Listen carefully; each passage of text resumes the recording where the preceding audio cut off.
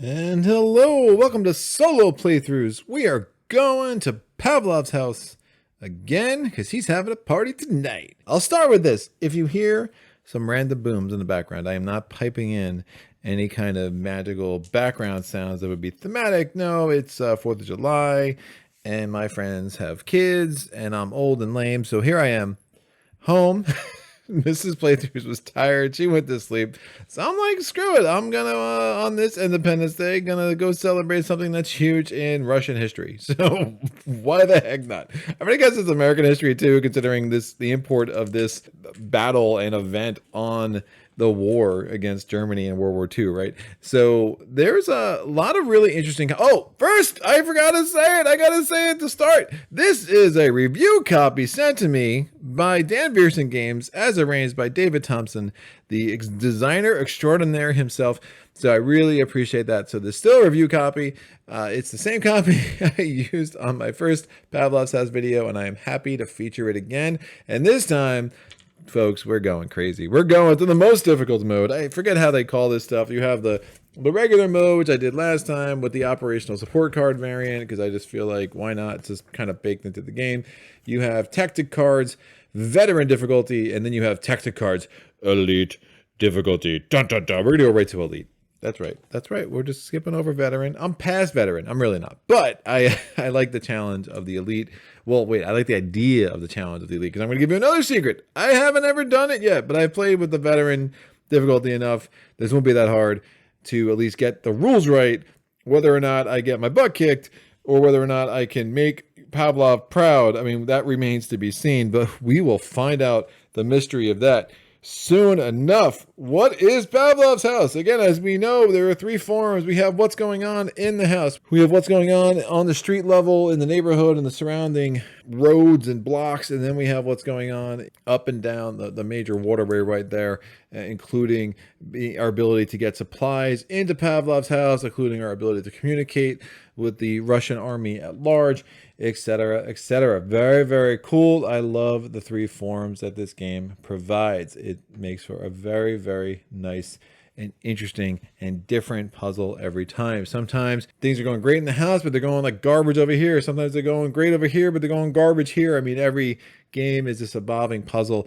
And as I've come back to it the second time, you know, and repeat it, because when I get a game on the table, I try to minimize the amount of time that I'm setting up and taking down games, and obviously I cycle through a lot of games because of the channel. So when I put a game on the table, I'm really digging into it with several games, you know, either before I film or before I do a live playthrough. So obviously this is before I'm filming, and it's just been really cool to dig into it. I had this moment where in one game I was like, wait a second, I don't want to put Pavlov there because he's more vulnerable to the attacks. How this is designed, you really want to take your command team and you want to nestle them away in places where they're less likely to be hit the way the numbers work out, right? So 1's really big. You might want to put Pavlov in 2, but in 3, but you better have someone in above him. I mean, there's a lot of things that you want to do to manipulate where things are so you're protecting people that are most important. I've seen the importance of the med kits to save people in case you have a really bad roll, the importance of the sappers to keep the defenses high, the importance of the mortar shells and actually getting that mortar team out just to put a bunch of shells. You put them in a corner, get a bunch of suppression tokens in either the red box, the purple box, or the green box, some combination thereof. It's really, really cool, just a wide variety of strategies in this game.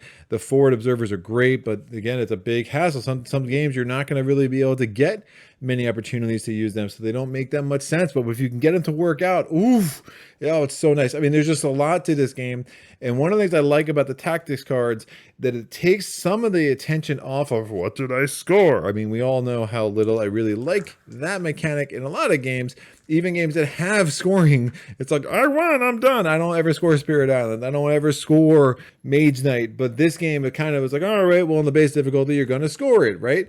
When you have the tactics cards in, it's like, man, you just kind of want to make sure you survive. Right, and sure, if I won't count it as a real win unless I score above 0 points, I'm totally fine with that. But man, you really gotta survive, and it becomes a lot more precarious with the tactics cards in a way. I like the way you sit on that edge for a lot of this game and really need to think through your strategies a little bit more thoroughly before you just start willy-nilly doing things. I'm excited about this challenge. I'm excited to put my first playthrough ever of the elite level on the channel right now, and I think that it will be a really fun video in the end. Well, hopefully that's the plan. So this is just an extra card. Why does you have a card you're not putting in? This is an extra card for competitive play. I just leave it up with the back showing to make sure I don't shuffle it into a deck ever accidentally. We have the operational support cards. I'll shuffle these up because they're the easiest. There will be one face up on the board to start. It's going to be operational support, Stalingrad rail station. We would remove an ammunition token, a food token, and a med kit from the game. We can only do that if there's no disruptions anywhere in the 139, anywhere on the 62, that number 18 up there, and no disruption down here on that number 4, the third unit regiment, whatever it is. And again, I will do my best to not butcher the military lingo too much in this game, which isn't always the easiest thing for me, especially when I start talking like Kermit the Frog. All right. So, you know, whatever. I'm a mess, guys. I'm a mess. I told you it was 4th of July. So that's my excuse. I'm sticking to it. I'm going to shuffle up the 6 resupply tokens, and we're going to take 3 of them, and we'll just have those out there. The rest come out of the game. We are going to take the Russian cards. I will probably say Rusviet at least once in this playthrough. I will try not to.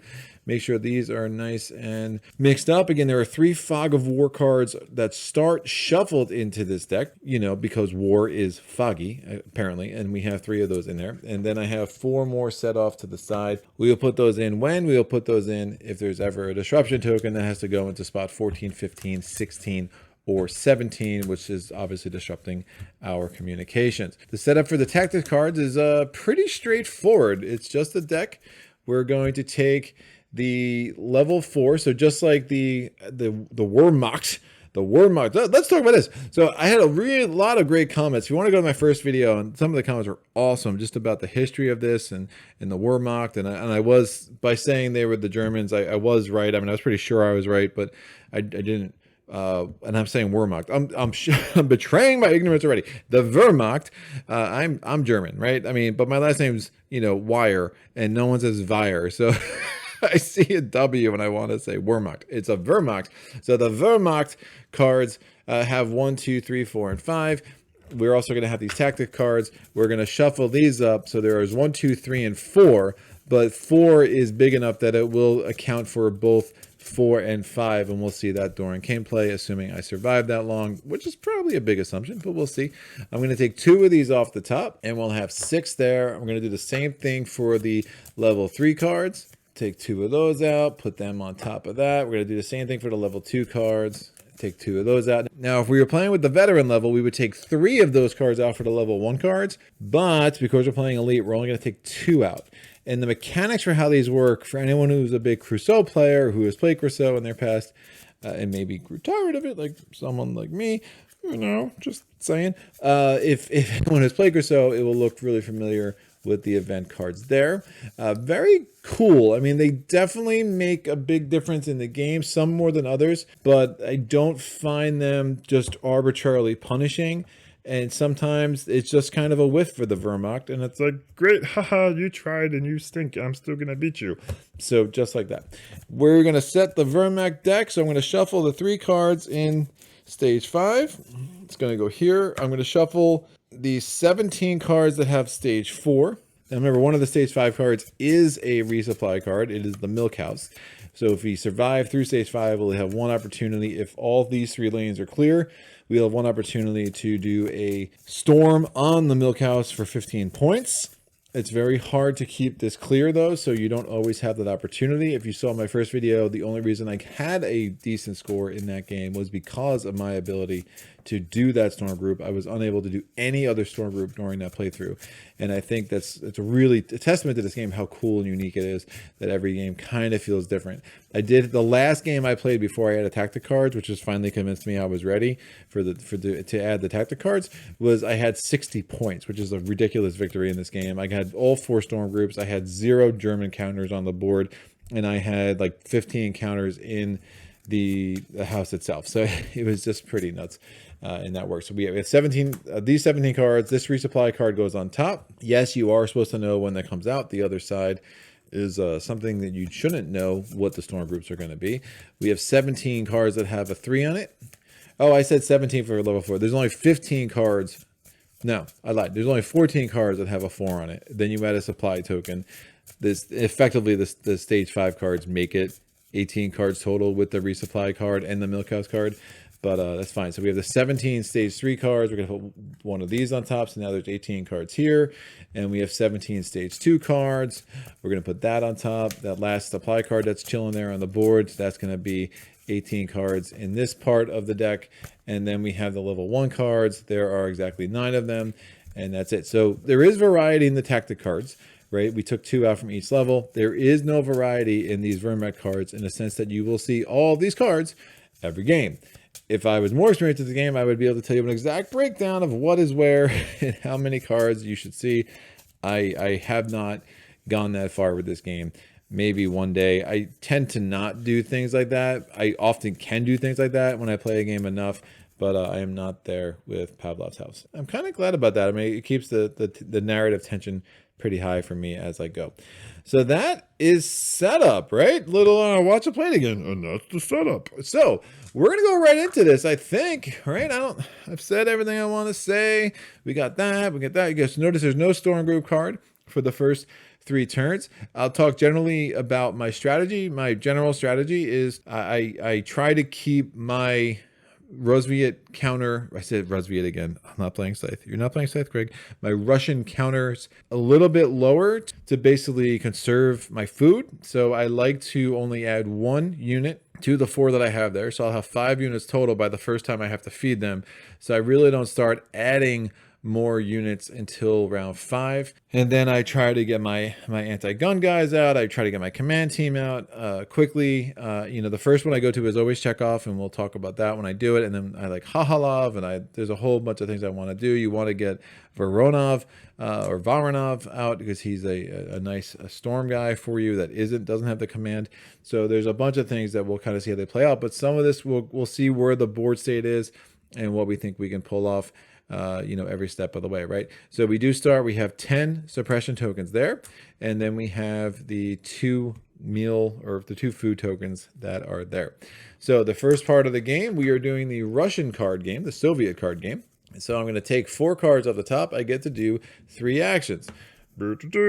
Now I have to do 3 actions that are from 3 separate cards. I cannot do 2 actions that are from the same card. So we have a Vlogov Attila, and we have a 62 Army Command Post, and we have the 13th Rifle Division. We do not have any cards for the 139th, so we can't start doing any of that. So there's one argument to say, hey, let's load up on some of these anti-aircraft guys, but I don't really love doing that, and hopefully we don't get a ton of junkers dropping bombs on us in this first round, because I really want to take advantage of some other options. I mean, I could do an operational support card off the bat because nothing's disrupted, but that would just be an utter waste of what I need to do. Maybe if we're not playing with tactical cards, I would consider doing that, but we're not going to have that much time to really start messing for points right now. Points will come or they won't, but we need to survive. So to that end, what I'm going to do is I'm going to use these tokens here just to help with the actions, even though these are more for the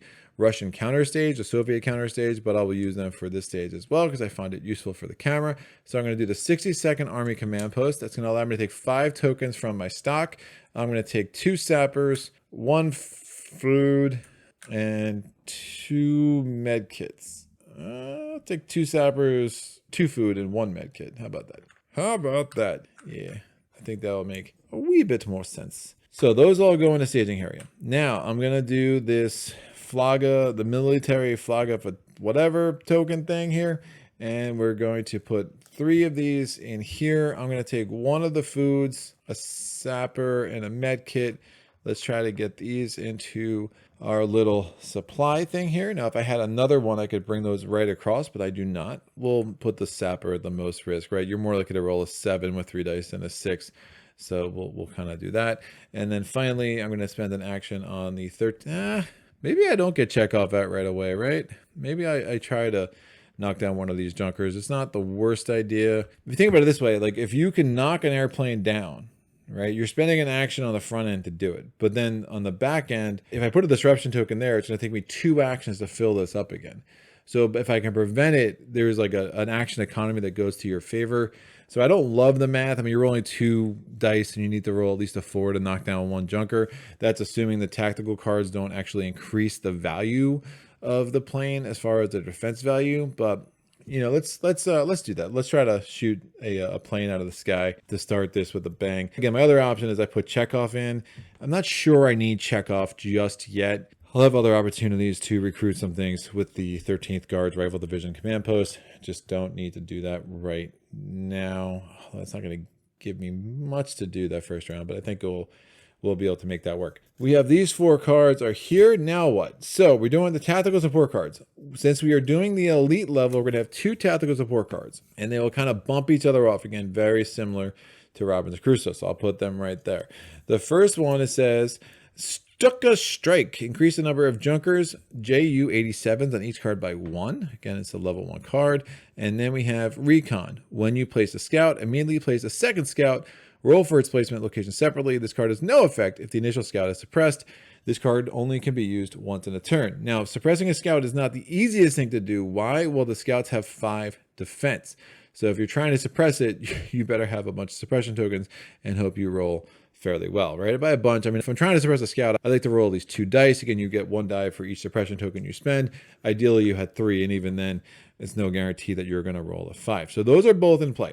Now, what's going to happen is next turn, this is going to come off, Recon's going to move over, another card's going to come out. And trying to remember all these in play gets a little tricky, but it's not that crazy. And they're all pretty much, you know, in line with what you're already doing. So it should be a little easier to remember than maybe some rules in some other games and some gaming systems. So we're going to go to the Wehrmacht phase. So with the Wehrmacht cards, or I did it again, the Wehrmacht cards, the Wehrmacht are doing some junkers. So we're going to have 3 junkers. Oh, don't forget, it's a Stuka Strike. So we're going to actually have 4 junkers. So I am going to spend this token. And since there's 4 junkers, hopefully I can knock at least 1 of them out of the sky. I roll. Oh, I knocked 2 of them out of the sky to start. We're going to win, guys. I feel it. I feel it. This is, what do they say? What do the Russian army say? Yay. I don't know. I gotta look this up. So we're gonna roll 3 dice for the remaining 2 junkers, and we rolled a 10. So we're gonna put a suppression token on one of the forward observer spaces, and then we're going to roll for the next one. It is a 10. Again, since we have a suppression token on 10 already, this goes up to 11. Nice. What a good start. Makes me happy. We're gonna get the next card. What is it? We're attacking the building. Yes, we are. Where are we going to attack? I rolled that. It's a 1. That corresponds with the west side of the building. I was having some issues with east and west in my first playthrough. I think I got those worked out. Don't promise it, but I think the west side of the building. So I have to roll 4 dice because this is the 171st Artillery Regiment, and that's what they do. They roll 4 dice. I don't know. It's a thing. Did I roll a 6? I did not. They missed. So if they had rolled something equal to or greater than the defense value on the west side of the building, this would have moved down, but they totally missed me. And obviously they couldn't roll greater than a 6. I was just saying that for clarity and thoroughness. All right, we have another junker. Oh no. Well, glad I knocked down 2 of these suckers because we got 4 more coming our way. What is it gonna be? I rolled, it's an 11.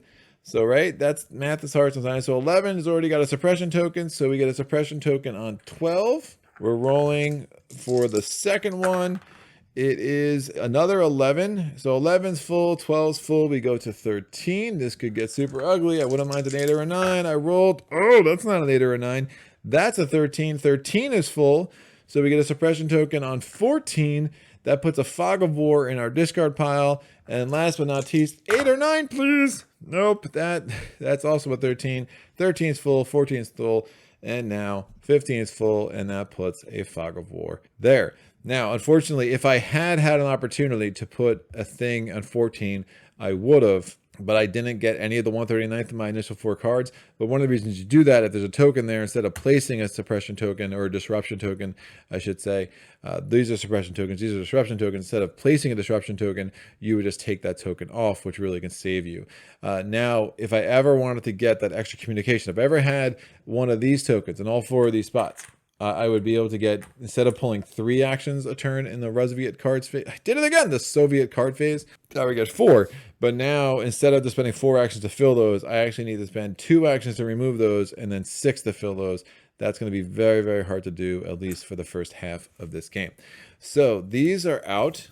Thank you for playing. Junkers, and more junkers. And the good news about all of this is that it does make me happy I didn't spend an action getting Chekhov in, because obviously putting that aircraft thing in, shooting down 2 planes, was a lot more effective than having Chekhov somewhere in Pavlov's house where he couldn't shoot anything down anyway. So at the beginning of the Soviet counter phase, I can move 3 of these suckers. It makes no sense to move Pavlov because he's not doing a command action to give everyone a recover action, because no one is exhausted or disrupted at this point. We're going to put Alexandrov in the 5-6. We'll put Glashenko in the 2, and we're going to put Chernogalov in the radio area. We have 3 actions. I do an action to, what's your name again? Alexandrov. We're putting a suppression token into, well, where do I put it? Yeah, I want to put it up here. We'll put a suppression token there. I'm going to use Glashenko for an action. We're going to put a suppression token there. And note, they come from the supply, not from the stock. And then I'm going to do a action on the dude who's at the radio, and he's going to try to get some stuff in here. We're going to just try to take advantage of this kind of lull in things to get a anti-tank weapon, the PTRD 41 ATR. If anyone knows what that stands for, put that in the comment section below. Why not? So yeah, those are the 3 guys who had actions on them. I just forgot to put his token on him when I used him. So at the end of this Soviet counter phase, we just take these action tokens back like that. We now go to the next round, and we're going to start, same thing, Soviet card phase. Here are our 4 cards. Ooh, the 139th Battalion. So the annoying thing about that is I can't, if I had 2, I would probably remove 1 and put 1 on. I do want to prevent that wall of tokens going up. The good thing is I've already burned like their 2 big junker cards. We know that that Stucker Strike card is coming off. So, hopefully I won't have to worry about junkers too much, but I am going to use this action here, the 139th Signal Battalion, and we're going to put a token up in 16. We're going to finally get Chekhov in the house, so I'm going to do the 13th the 13th Guards Rifle Division Command Post. We're spending 6 points. Chekhov cost all 6 of those points, right? He's one of the most expensive, I think he is the most expensive unit that you can grab, because he rolls 4 dice when he does an attack action. No one else rolls more than 2 naturally. At least no one else that's just a single unit, that's just a single exhaustion, so a single action. So he's really, really strong. We should have some sort of infantry on the board this round that I could shoot at. And remember, with the recon thing, if he plays a scout, we'll be placing a 2nd scout unless I get really lucky with one of these suppression tokens, which, I might try anyway, but it's not likely. So that's something to consider. So I put the wrong thing on there. Put the wrong kind of token. Grog, stop it. Use the stars. And I think I'm going to try to give myself even more wiggle room here. If I had a Vlog of Attila, I would clearly move those in to the supply, but I did not. So that's a little bit unfortunate. So I'm going to do the one, what is it? I don't think I ever realized that the 267th and the 1083rd Anti-Aircraft Division cards were different. So I need to be more careful about that. Things you learned in your 20th playthrough of a game. So I am going to do the 1083rd Anti-Aircraft Regiment to remove that token. What I want to do is, again, build a little bit of a cushion to try to prevent any more disruption tokens from hitting up in the 139th area, right? So there are ways. I could, if I had a Fog of War card as one of these 4, I could do a 62nd Army Command Post to remove that Fog of War card. I don't love doing that. It just seems like super not efficient to me. I'm sorry, I lied. If I had a Fog of War card, I could use the 130. This is how little I do it. I could use the 139th Signal Battalion card to remove the Fog of War card. out of the deck. I mean, you're only going through this deck like 3 times. I mean, it does suck though if you have, you know, 5, 6, and 7 Fog of War cards in the pile and you're shuffling through. You could definitely have some turns where you're like, I can only do 2 things because I have 2 Fog of War cards, and that can make a big difference. I digress. So this is done. We're going to put these cards in the Soviet card discard pile, and now we're going to go to the Wehrmacht card phase. So we're going to remove this card. We're putting this card over, and we're putting a new card into play. It is the Artillery Barrage. So the 171st Artillery Regiment roll 1 extra die by making an attack roll for all artillery cards. And that, again, only applies if you actually get an attack roll from an artillery card. Now, these are linked, but sometimes you miss. What are we doing? The first card up is we are placing a rifleman, not a scout, so this recon thing doesn't matter. Now, where are we placing the rifleman? I'm gonna roll, bam, I rolled a 6. He's gonna go on purple. I could try to suppress him. I think it actually makes sense to gamble and try to suppress a scout in case a scout goes there. And I know I'm gonna have Chekhov to try to shoot somebody down. So I'm not too worried about a rifleman. He only has a 4. So He's kind of a weenie. the rifleman has a suppression value of a 1, which we'll see when that matters in assault cards later. He has a defense value of 4, so you need to roll 4 higher if you're attacking him to knock him off the board. What is next?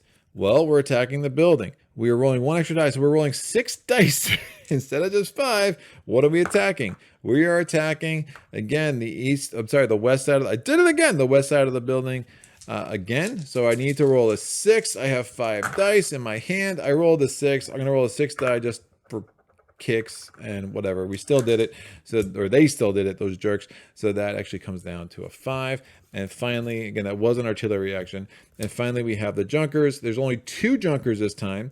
That Junkers card is not in play. The strike card is not in play anymore. So we only get those 2. I obviously have no airstrike support cards there. So we're going to roll 3 dice for each one of these Junkers. I rolled a 13. I did take that off 13, so that works out pretty well for me. And I would really like an 8 or a 9. I rolled a 7, which is just the worst. Like, not great.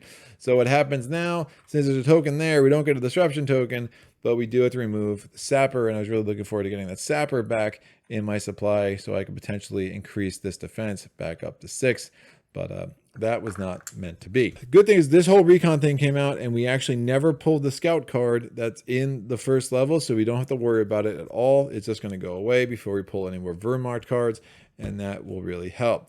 Now we go to the Rusviet phase, or the Soviet phase, the Russian phase, any of it. Just stop saying Rusviet, Greg. Great. I'm going to move Pavlov to 1. Why 1? The only way this dude's getting attacked, as long as I leave at least one other unit on the east side of the building, is if I roll a 1. And thematically, which is what I was just looking at this art, like, it makes so much sense. If you look at the way this building is constructed, I mean, he's nestled in this little corner. He's the hardest to get to. The converse on the west side of the building is the radio is a 6. So if there's ever no other units, again, if you tack a space, if there's nothing in that space, you keep going to higher space until you find a unit. If there's no units in higher spaces, that's when you go lower.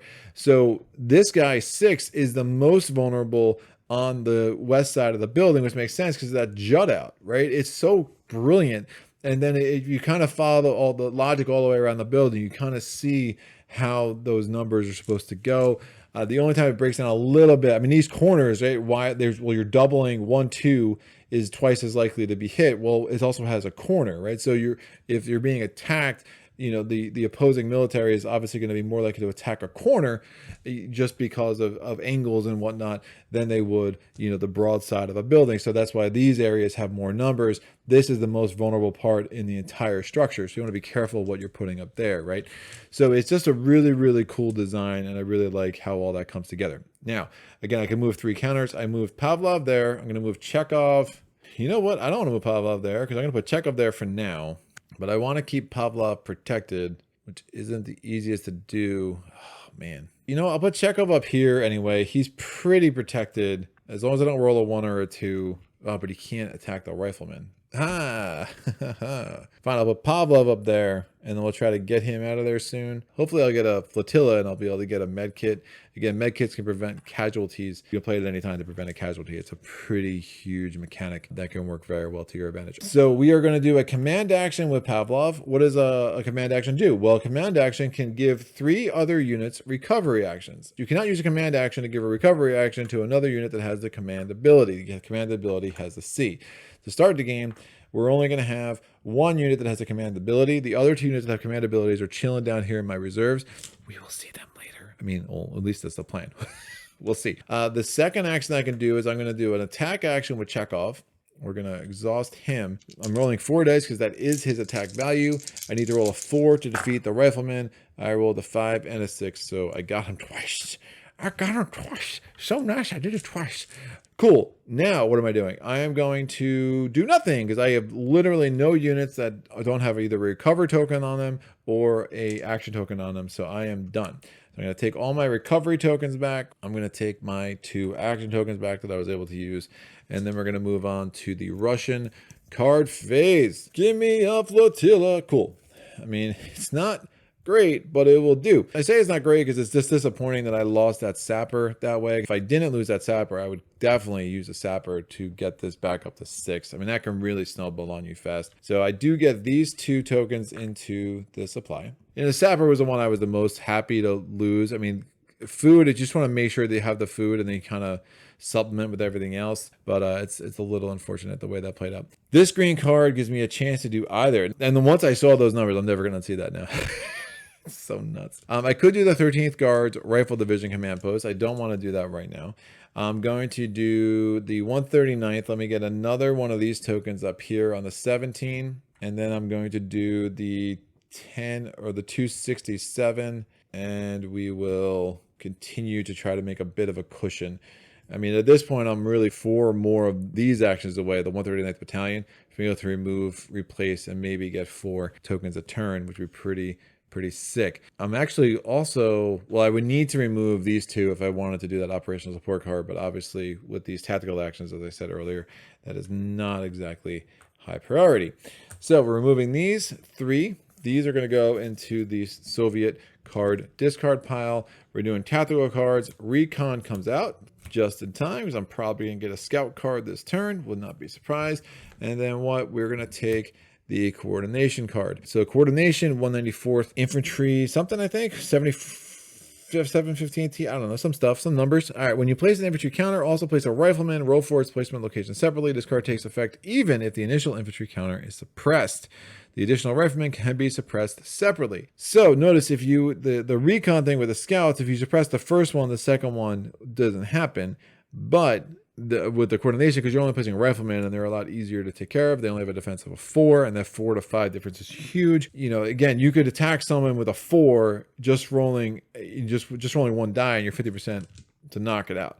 So this is just adding an additional rifleman no matter what the infantry is. And again, that could be a scout, a machine gunner, or a rifleman itself. So we're taking the top 3 cards here. We're going to go through the Wehrmacht cards. Man, more bombers. What the heck is going on?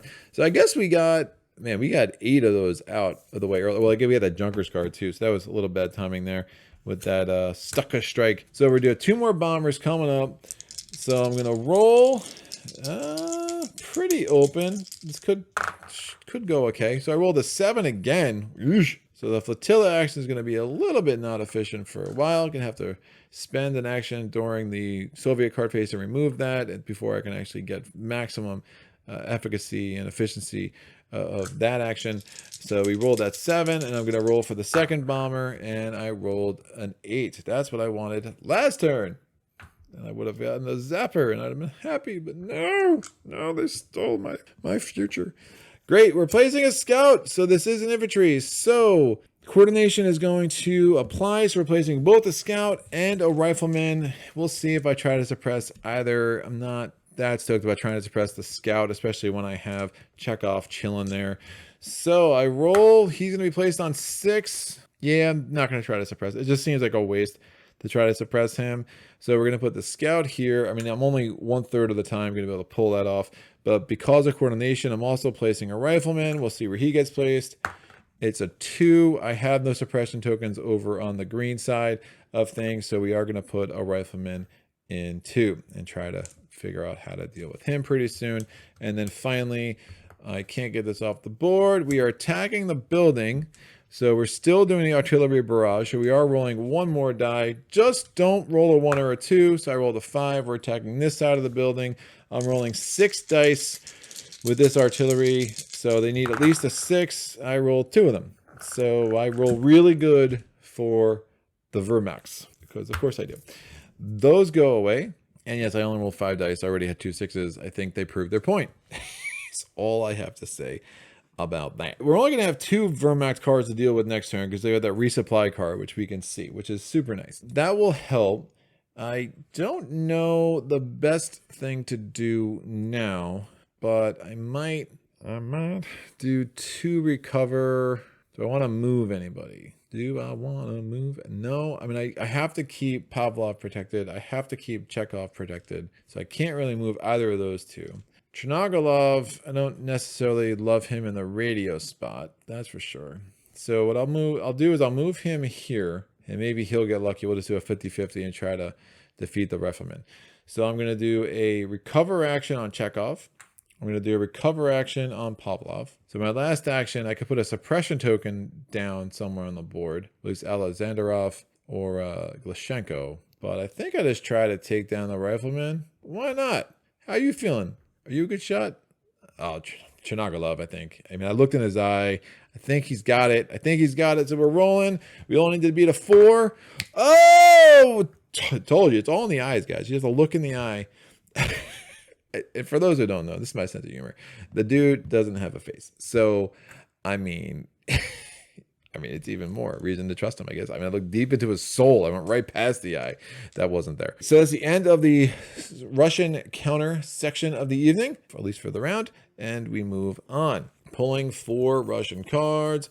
What do we have here? We have a fog of war here. That's what we have. So what are these 3 cards? Well, we got a flotilla action. We got a thing and a thing. I mean, I could try to get these sappers in. I mean, I could just do 2 of those right off the bat. My concern with like taking one of these tokens off is the problem then is it's still really vulnerable, right? If I had 2 of those, I'd probably take one off, put a 3rd one on and really try to get to those 4 actions every one of the times you go through these rounds, even with the 5 Fog of War cards on the discard pile here. Oh, I could take this out. That's such a slow burn. That doesn't make any sense to me. I really want to just get these in while I get the shot. And I get to draw another card, right? Oh, man, I'm tempted to do it. Even it just seems so wasteful. I don't know how much I hate these Fire War cards. I think I start removing some of these tokens here. So I'm going to do the Volga. I keep saying Flaga. The Volga Military Flotilla. All right, I'm going to remove this token. I want to make sure that I'm doing maximum efficiency when I'm actually spending my actions over here. I'm going to spend an action on the 62nd Army Command Post to get 5 more tokens in there. I'm going to take 2 sappers, 2 waters, and a med kit. If I can get 3 sappers across next turn, if I get 2 Volgas and these don't get covered up, I probably just send 3 sappers in there. I really want to start building up my defenses. Plus the sappers have another use that can be really, really cool if you start getting jammed up. And I think I'll just take a suppression token off, try to make a little bit more cushion up here to try to protect this area. So I'm going to spend the 32nd Guards Artillery Regiment to remove a suppression token from space 11. That is done.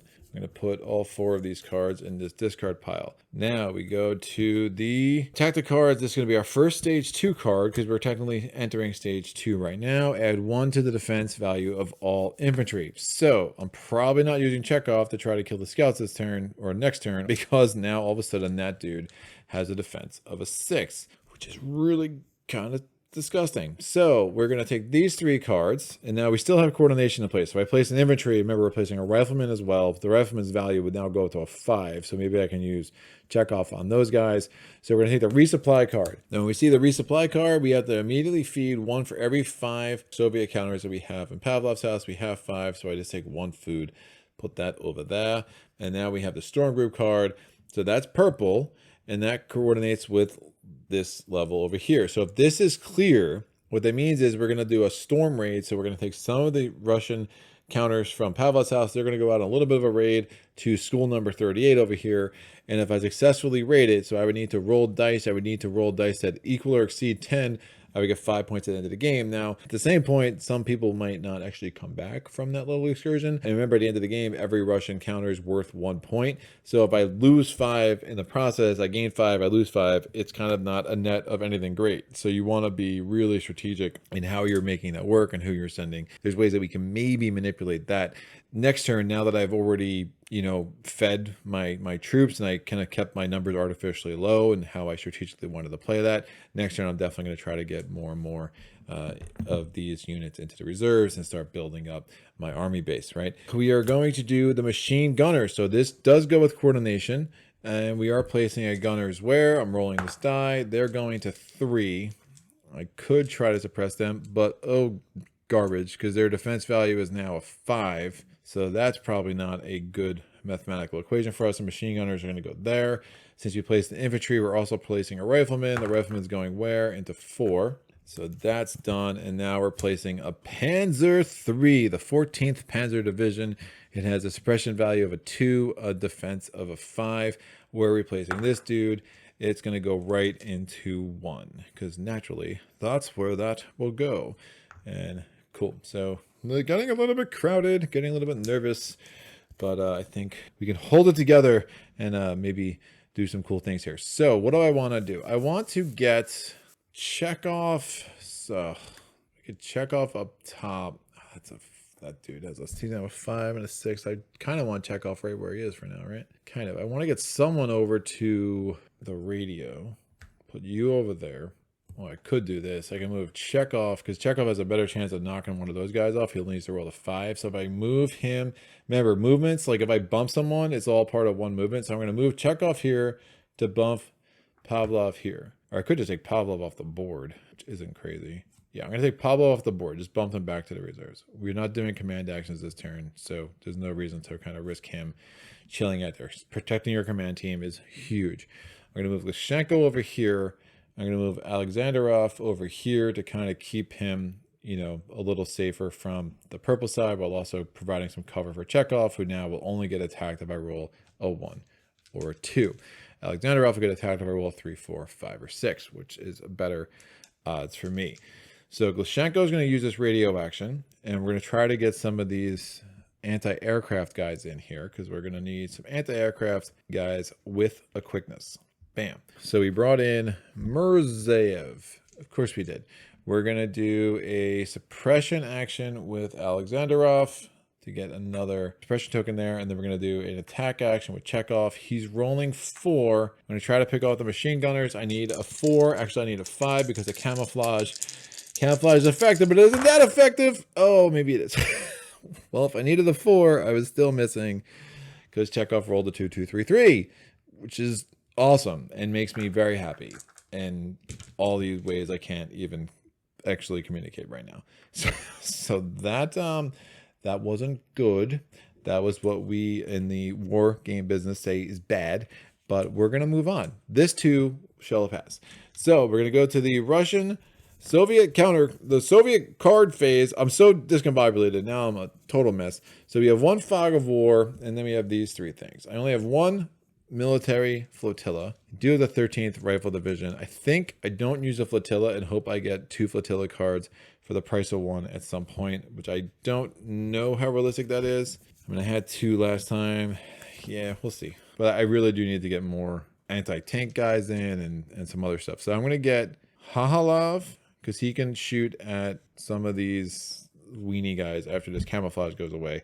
And I'm going to get Sabgeda.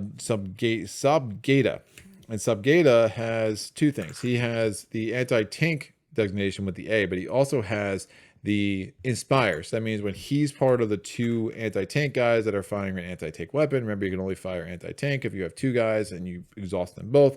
Because of his Inspire, he will actually add 1 to your roll, so he will be rolling 4 dice in a thing with him instead of just the 3, which makes me happy. So I spent 6 tokens on that. Hahalov was 3 and Sabgeda was also 3. Now that I have some anti-tank guys in place, now I have Hahalov and Chekhov in place, I think now I start thinking about using those important action is to start getting my command team in place, and that could really, really help some things. So I'm mildly hopeful about that. I still did not get to 139th. I'm still afraid of kind of going crazy there. I could take this Fog of War card. Ooh, is that nuts? Maybe it's nuts. Maybe it's nuts. Maybe I should have done that first. So many Fog of Wars. I mean, I think this is the last one on my deck until I reshuffle. Now I grab 2, 1. No, I still have one more on my deck until I reshuffle. Remember, there's 28 of these cards total without the Fog of Wars. So it does significantly kind of change the math a little bit if you can kind of start removing them. I don't know if it makes sense to remove another one of these. Whatever. So we'll do that. 139th. Whatever. It's always a good reason to make strategic military decisions. So I got the Fog of War card out. I'm pulling another one. The 67th Army Command Post. Man, I'm just wasting these sappers. If only I had one in here. That's where that getting blown up on 7 early was really bad, because I would have loved to have increased the defense on either side of this building. We got the 62nd Army Command Post, which I'm definitely not doing. I don't have a forward observer, so I don't want to do that. I mean, I could put a token on here, but since I don't have a forward observer, I don't know if that makes much sense, except I would protect that spot from a suppression token. In theory, if I had any anti-aircraft, I would take one of those for sure, but I didn't get either of those. Does it make sense to get more tokens in there? Probably not. I can't do the Storm Group raid because the scouts are chilling on lane 6, so that's a problem. We will do that and remove this. Yeah, it gives me more cushion going up. Why not? Make it happen. I'm trying to figure out the math of that. Like, does it make sense to remove that? Or does it make more sense to put a token there but leave that suppression? I mean, I think mathematically it's almost identical to base, because if I roll a 10, it goes to 11 anyway. I'd be really curious about some strategic discussion about that in the chat if anyone has a better idea than me. So again, tactic cards. So the last stage 1 cards, we finally got rid of coordination. Coordination's out. We now have camouflage out here in the second stage 2 card here. So this was the counter-strike phase. We're now in the renewed offensive phase. This is recon. When you place a scout, immediately place a second scout. Roll for its placement. This card has no effect if the initial scout is suppressed. This card can be only used once in a turn. The problem is, again, the defense value for infantry is increased to 1. So suppressing a scout right now is going to be super hard. And I really don't like that card. So that's a bad combination, right? It makes my infantry like super, super strong, and it's going to be super, super hard to get on top of them, especially when Chekhov rolled a 2-2-3-3. I'm not bitter. I've moved on. So, scout. Ugh, man. That ain't great. One strategy could have been to try to get all my mortar guys in, and I could put like 8 suppression tokens over there like I talked about. I just haven't done that. You know, I kind of went this anti-take route, but I think that might be, something I could possibly do with the next 2-3 rounds, get my mortar guys out, just get a bunch of mortar shells. But again, their defense value is going to be so stupid high. But where am I putting this dude? I'm putting him on 2. I can't even try to suppress him because I don't have any suppression tokens there. So he goes there. We had to place a second scout. We roll for this. So I couldn't suppress it. It is what it is. I can suppress the second one, maybe. We'll see. It goes on 4. I don't see the point, to be honest with you. So these scouts go in here. Just to use these 2 suppression tokens to try to roll a 6. This seems like bad math. We have a infantry suppressed defender. All right, so we're going to total up the infantry on the west side of the building. We just have the 1 scout. They're going to choose a defender they're trying to suppress. I rolled number 1. They're going to try to suppress Chekhov. So we have 1 die because they have that 1 infantry only has that 1 suppression value. So he rolls. Did he roll a 5? Of course, he rolled a 6. Why wouldn't he? So we get a suppression token on Chekhov. If he already had one, he would be dead. Otherwise, I'd have to spend the med kit to protect him from utter death. Now we keep moving around the building. So the north side of the building, they're trying to suppress defender. Who they're trying to suppress? 5 is empty. 6 is empty. Obviously 2. Go down to 4. Go down to 3. They're trying to suppress that dude. They are rolling a total of 1, 2, 3, 4 dice because there's 4 of them. They need to roll a 6, and they don't. So they fail to suppress that dude up there, whose name I forget. And now we come over here. There is no one over there, so they don't try to suppress anybody. Armor attacks building. The armor is going to attack. There's only 1 armor I have on the board, the Panzer. I don't know why I said that so weird. The Panzer is going to roll. Oh, this should have been a 5. Yeah, I noticed I accidentally moved that up. Yeah, that's down at the 5. So we're rolling the armor. They're rolling 2 dice. They have to roll a 5 or higher because again, the defense value of the west side of the building is only a 5. And of course I roll a 5. That's where if I had a zapper to get that up there, we'd really protect that. But you see how that snowballed a little bit on us. And now the defense on the west side of the building is only a 4. No more armor on the board. Now we're placing a rifleman. Since coordination is no longer in play, we only are placing 1 rifleman. And we're going to place that rifleman on 6. And I have 1 suppression token, but the defense value is 1 higher. That's going to be rough. That's going to be really rough. Man, it might be a forward observer time if I can get the right cards here. I just don't know if it makes sense to take 1 suppression token to try to roll a 5 or a 6 one time. So not going to do it. He gets to move in place right there. These cards are done. Yowza. So we got 3 scouts, 2 riflemen, and a machine gunner. And a partridge in a pear tree. I'm going to... I can move 3 of these dudes. I'm going to put Pavlov here. Not even going to use these anti-tank guys this turn. I don't think it makes that much sense. I'm going to put Hoholov here. Hoholov. And I'm going to put Mirzaev here. My 3 actions, I'm going to do a command action with Pavlov, which gives 3 recovery actions. I'm going to use 2 of those recovery actions on Chekhov, which is totally legit. I'm going to use 1 of those recovery actions on the dude clogging up the radio. So again, the 1 recovery action for Chekhov removed the disruption token, and the other recovery action unexhausted him. I have 2 more actions I can do. Try to fire the rifleman with Hahalov, but I'm only rolling 2 dice. I don't love that. Forward observer up in 4 would be pretty strong. I'm going to use a recovery action on Chernogalov. Maybe I just try to get lucky. Maybe I'll just try to get lucky. Yeah, I'm going to do a recovery action on Chernogalov, and then I'm doing an attack action with Hahalov. I'm rolling 2 dice. I need a 5 or a 6 on one of them, please. I got a 6 and a 4 that will do, which defeats the rifleman. Obviously, I was going after the rifleman because the scouts, I would needed a 6 exactly. Would have been nice if I was that inspired by my ability to roll. I think that 3-3-2-2 I rolled the Chekhov is like in my head. So, okay, I made that a little bit neater, which will really take a little bit of the pressure off for a second. I'm taking the action things back, and we're going to take the recovery tokens back. So this guy is just chilling here. I mean, I could bring the weapon with him. There's like no point. You can move someone with the weapon as long as they match. I'll get this guy over here next turn. I was really just protecting Hahalov. What I'll probably do is move another thing over there to protect Hahalov, and Hahalov's in turn protecting Pavlov here. And then I'll try to move these guys to the west side of the building where they can put in an attack on that Panzer on the next turn. So we get 4 of these. I would love a flotilla, or 2, or 7. Nah, just 2. Just 2. Don't show off.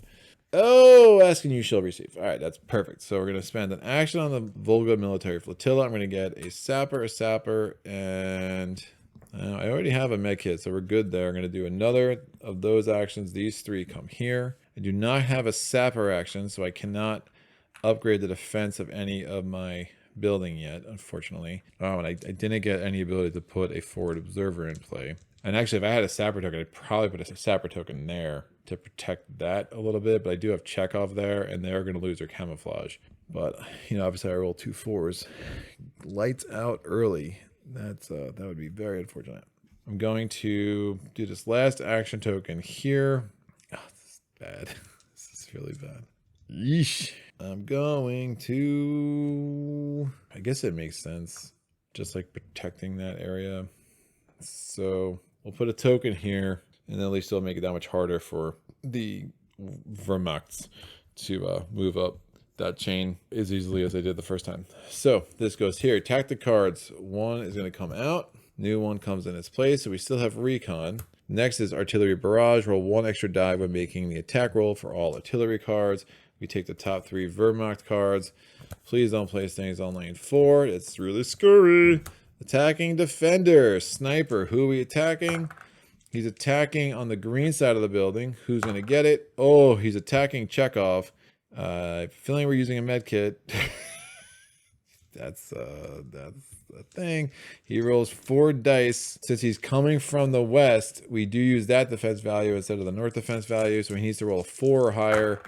He rolls a, that. We're taking the med kit back because we cannot afford to lose Chekhov. So that goes into the stock. Maybe we should have brought one of those along instead of that extra water. But I was thinking, you know what? I already have a med kit, and now we'll be safe. But that was sad. We are bombing 3 times. I have no anti-aircraft stuff, so we have 3 bombers coming in. They're only 3 dice each. First one rolls an 8. So we have a disruption token already in 8, so this goes to 9. Second one's going to roll a 12. We have a disruption token in 12. This goes to 13. And the third one rolls a 5. Oh, the flotilla action getting crushed again. Bam. And then finally, what do we have? Replacing a Panzer III. We're replacing it. It is coming in at a level. It's coming in on 2. So 5 defense is going to be adjacent to his buddy over here. And they're going to move up the chain. These go away. We finally lost the camouflage. So that makes me happy. Chekhov is alive. Also makes me happy. So we're going to move this guy and this guy. We've moved 2, and we're going to bring the weapon, and we're going to bump Chinargolov to back over here. All right, do I want to move a third? Not really. But wow, do I need to get the defense up on the green side of things. I mean, I have 2 of these sapper tokens in there, so that could be really, really helpful. So I have 3 actions. It's not enough. If I want already, Chekhov. No, I could bring in another command guy next turn. I think that's strong. All right, let me do that. Chekhov is doing an attack action. Nope, let me not do Chekhov first. Let me do attack action with the 2 anti-tank guys. They're going to attack the Panzer on lane 2. They're rolling 3 dice because of the weapon, 1 because they have to do with Inspire. I need a 5 or higher. We rolled a 6, 1, 1, 4. That dude is super dead skis. Now we're going to attack with Chekhov. He's attacking the Monsieur. No. You know what?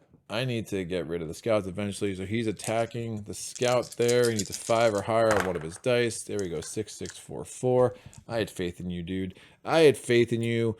And we knocked out one of those scouts. That's our 3 actions. So a bunch of exhausted dudes now, which isn't great. And that will go there. We're going to go to the next phase, which is the Soviet card phase. Now we have some options. I am going to spend a sapper token. I could get a forward observer out too, but I think a command action is going to be more important. So the sapper action, I'm going to remove it from my supply, put it into stock, and I'm going to increase the defense on the green side of the building, the west side of the building, back up to 5. Right? I'd love to get them everything up to 6, but I think that's going to be ambitious. Yeah, and then I think I do 2 13th Guards Division. I'm going to spend 6 points to get a bunch of dudes in there. Yeah, because then I could get a command dude. I could get both command dudes in. That'd be 8. But I have to spend 6 at a time, right? So if I want to do a forward observer guy, because I have that. Oh, that's super strong. Yeah, I'm going to do 1 command guy, and I'm going to take Uranov. And I'm going to take Uranov because he has the storm ability. And I'm still kind of eyeing that. If Hahalov can knock those scouts out, that's definitely within the realm of possibility. So that's 6 points. And then the second 13th Rifle Division thing I'm going to do is get the forward observer. And hopefully that token stays. I mean, it's a big if. We'll see if I had a Junkers last time, right? So we'll see if there's another plane coming. So I have 1 forward observer. And I'm really neglecting these mortar guys. Big time. But I think that's too good of an opportunity. Problem with the mortar guys, I really want my command team out first. It's a thing that I want to do. Let me get a forward observer. Well, that's it. If I don't take Uranov, and I take my command guy and the mortar dude, that might make sense. So I could just put a bunch of suppression shells out there. I really don't hate that. All right, we're going to do that. And I'll take the forward observer, the 2 mortar guys. If I have 1 more point I can spend, I'll just take one of these kind of generic dudes over in the corner. So I spent 12 points, 6 points 2 times each, and that gives me a lot of different options. If I can keep track of how many tokens I have, 1 2 3 4 5 6 7 8 9 10 11 12 13. So I have 13 dudes still alive in the house. 9, yeah, and I don't want to get above 15 because I have enough food for 15, and if I can just manage to not have to feed anymore next turn, again, just another way to conserve food. That could be good. Now if I get up to 16 or 17 and I actually do the storm group, that also is a way that, you know, I'll probably lose a dude or 2, which is you know, it happens. It's war, people. So that puts me in a bit better place that I feel a bit more confident about. So we'll see how that works out for me. I'm going to take the recon out, which is nice. We're still making 1 extra roll when doing attack roll for all artillery cards. What's the next tactic? Well, it's the left flank. When rolling to determine Wehrmacht, or I said Wehrmacht again. Yeah, when rolling to determine Wehrmacht counter placement, roll 3 dice and use the lowest result. Ignore the effect of this card. The right flank card is also in play. So yeah, this is our 4th stage 2 card, which makes sense because then this is 4, 5, 6, and then all of a sudden we'll have a stage 3 card. So it's nice to make sure that you haven't messed anything up. At least for me, when you're putting this on film, and people are gonna laugh at you if you mess up. Everyone's gonna laugh at you, right? I really don't have a complex. I don't know why I said that. It was just fun. All right, we're pulling 3 of these, or at least not that bad of a complex. But I digress. The first card coming off is a rifleman. The rifleman is going to be placed. We're going to roll 3 dice. We're replacing a Wehrmacht counter, and we're going to place him. Well, the lowest one's a 2. I can't suppress him anyway, so this could get real bad. I really hope we're not placing a lot of things because that all of a sudden can make 2 a big problem. What are we doing next? We're attacking building. Fine. Artillery action to get 1 extra dice. Where are we attacking? Attack the north, please. Nope. Yep, we are attacking the north. I rolled a red, so that's going to be the north on this card. We're rolling 4 dice. A 6 would reduce it. And I rolled, it would be 3. I rolled 4 because of the artillery barrage. That goes out to a 5. So everything's at a 5. And now we're placing a machine gunner. I'm rolling 3 dice to determine where we're replacing this dude. We're placing him on 2. Yikes. He's going to go in here, and this goes here. So I have suppression tokens all in the wrong location. I have a forward observer, though, so that's a thing that we are going to try to use to my advantage right now, right? So we can move up to 3. I definitely want to get my command guy in place. I want to keep him somewhat protected. Yeah, I'm going to move him there, so only a 4 would attack him.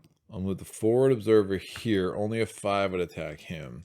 And is there anyone else I want to move? I'll move one of the mortar guys up here. Sure. And then we'll try to get that set up next turn. We are going to do the forward artillery guy. It's only 1 counter. It's a very strong action. He is going to be able to remove this, and he can attack adjacent spaces. Now you can attack artillery. You can attack, what do they call it? Tanks? Nope. Metal? Nope. Armor? So I'm just attacking 2 artillery guys here the way this worked. 2 artillery guys here the way this worked out. Not artillery. Infantry guys here the way this worked out. So I'm going to attack the scouts. I roll 3 dice. I need a 5. Scouts are super dead. And then I'm going to attack the riflemen. Or, yeah, they have to be adjacent. So I can't attack the scouts and then the machine gunners. Because, again, the way this artillery is working, you're hitting 2 adjacent spots. So I need a 4. I rolled a 4, 3, 3. Don't show off. That is enough. All right, thank you, forward observer, just in time. So we're going to do this command action with Afanasyev. So he's going to give 3 recovery actions out. So we're going to recover Chekhov. We're going to recover... Do I want the anti-tank guys back now already? No. And again, I can't use that recovery action on Pavlov. I'm going to use Chekhov. I'm going to recover Hahalov. I'm getting overrun with infantry more than tanks right now. So I think that makes the most sense. And then I'll recover... I'll recover Alexandrov, and then finally I'm going to give a recover action to Pavlov. So now I have this cycle where I can do 3 recover actions every turn, and I will probably try to get Namov in there as well, because then I could really start having my command team in place, which gives me a lot more flexibility in the Soviet counter phase. So I'm taking my 3 action tokens off. I'm taking the 3 recover action tokens off. And now we're going to go to the next phase. Notice, with the tactical cards, I'm not even looking. I'm not even trying to figure out how the heck I'm going to do things with the operational support and whatnot. Normally, if you never did that action where you got rid of a fog of war card, you would have 3 cards left the first time you go through. I only have 2 because I did that action. So how that's going to work is I'm going to pick 2. I'm going to shuffle these. Oh, if I get another one of those, I actually might start making a play for that. Shuffle these. Oh, I had the forward observer is not ready. So getting that again this turn might be tough. But I do have the 32nd Guards Artillery Regiment, and there's not a ton of those in there. But I think if I can start getting 4 of those a turn, it could be pretty strong. All right, so we shuffle these up, pulling 2 more. It's a fog of war. It's not a fog of war. All right, so a bunch of the anti-aircraft guys. Didn't get to the 13th Battalion. I'm going to spend 13th Guard Rifle Division. Oop, that's a disruption token, not what I want. And that's going to get my command guy in. Remember, I only want 15 in there. I will take Uranov. That's nice. So I have 15 guys total, and I have this mortar guy. Yeah, once I start having 4 actions, doing things like the mortar start making more sense. I'm going to place...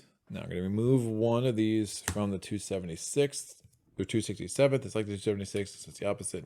And then I'm going to remove one of these from the 1083rd. All right, and just really trying to clean this up. Again, if I start getting double the 139th, I don't want to just take this off and then all of a sudden another one hits and then bam, I'm just putting more Fog of Wars in, and it's really not efficient to do all of that. So, and I've been lucky with the Junkers and I haven't had much more action up there, but you know, it is what it is. Getting to those 4 actions is something that, you know, I kind of almost see as a luxury. I don't always really go for that as my primary objective. We are going to take the artillery barrage off, so we don't have to worry about the extra die for attacking buildings. Again, I have a defensive of 5 all the way around. And did I have a chance? No, I didn't have any sappers. That's fine. Think about just leaving it at 5 right now. If I can keep it at 5 for a while, that's a super luxury. And then we're doing the fire support. If a Soviet counter is suppressed by a mortar this round, roll to target a different combat position in the same colored area and roll to attempt to suppress it, which also isn't great. I would really like another med kit in here too, because you saw how I had to use it to save Chekhov. I really don't like tempting fate with that as well. Again, there's only so many things we can do, and a lot going on. So left flank is still in play, so this is probably going to get super nice and crowded once again. What are we getting? Replacing a rifleman, so we have to roll 3. I rolled a 1, so we get a rifleman down here. Don't let me play something. All right, we're bombing Stalingrad. That's better. We're rolling 3 dice with the first bomber. There's 2 of them. We rolled an 8. 8 is full, 9 is not. We're rolling for the second bomber. I rolled, a 15. That's bad. 15 is full. This comes off. It's another reason why, again, I'm not going crazy trying to do all that, because it's not. If I just open that up, then it gets another suppression token, and then I get another Fog of War, which at some point it just starts being really, really unhelpful. 3 more bombers coming in. So I roll. It's a 11. 11 is open. So that's the wrong token. That gets a suppression token there.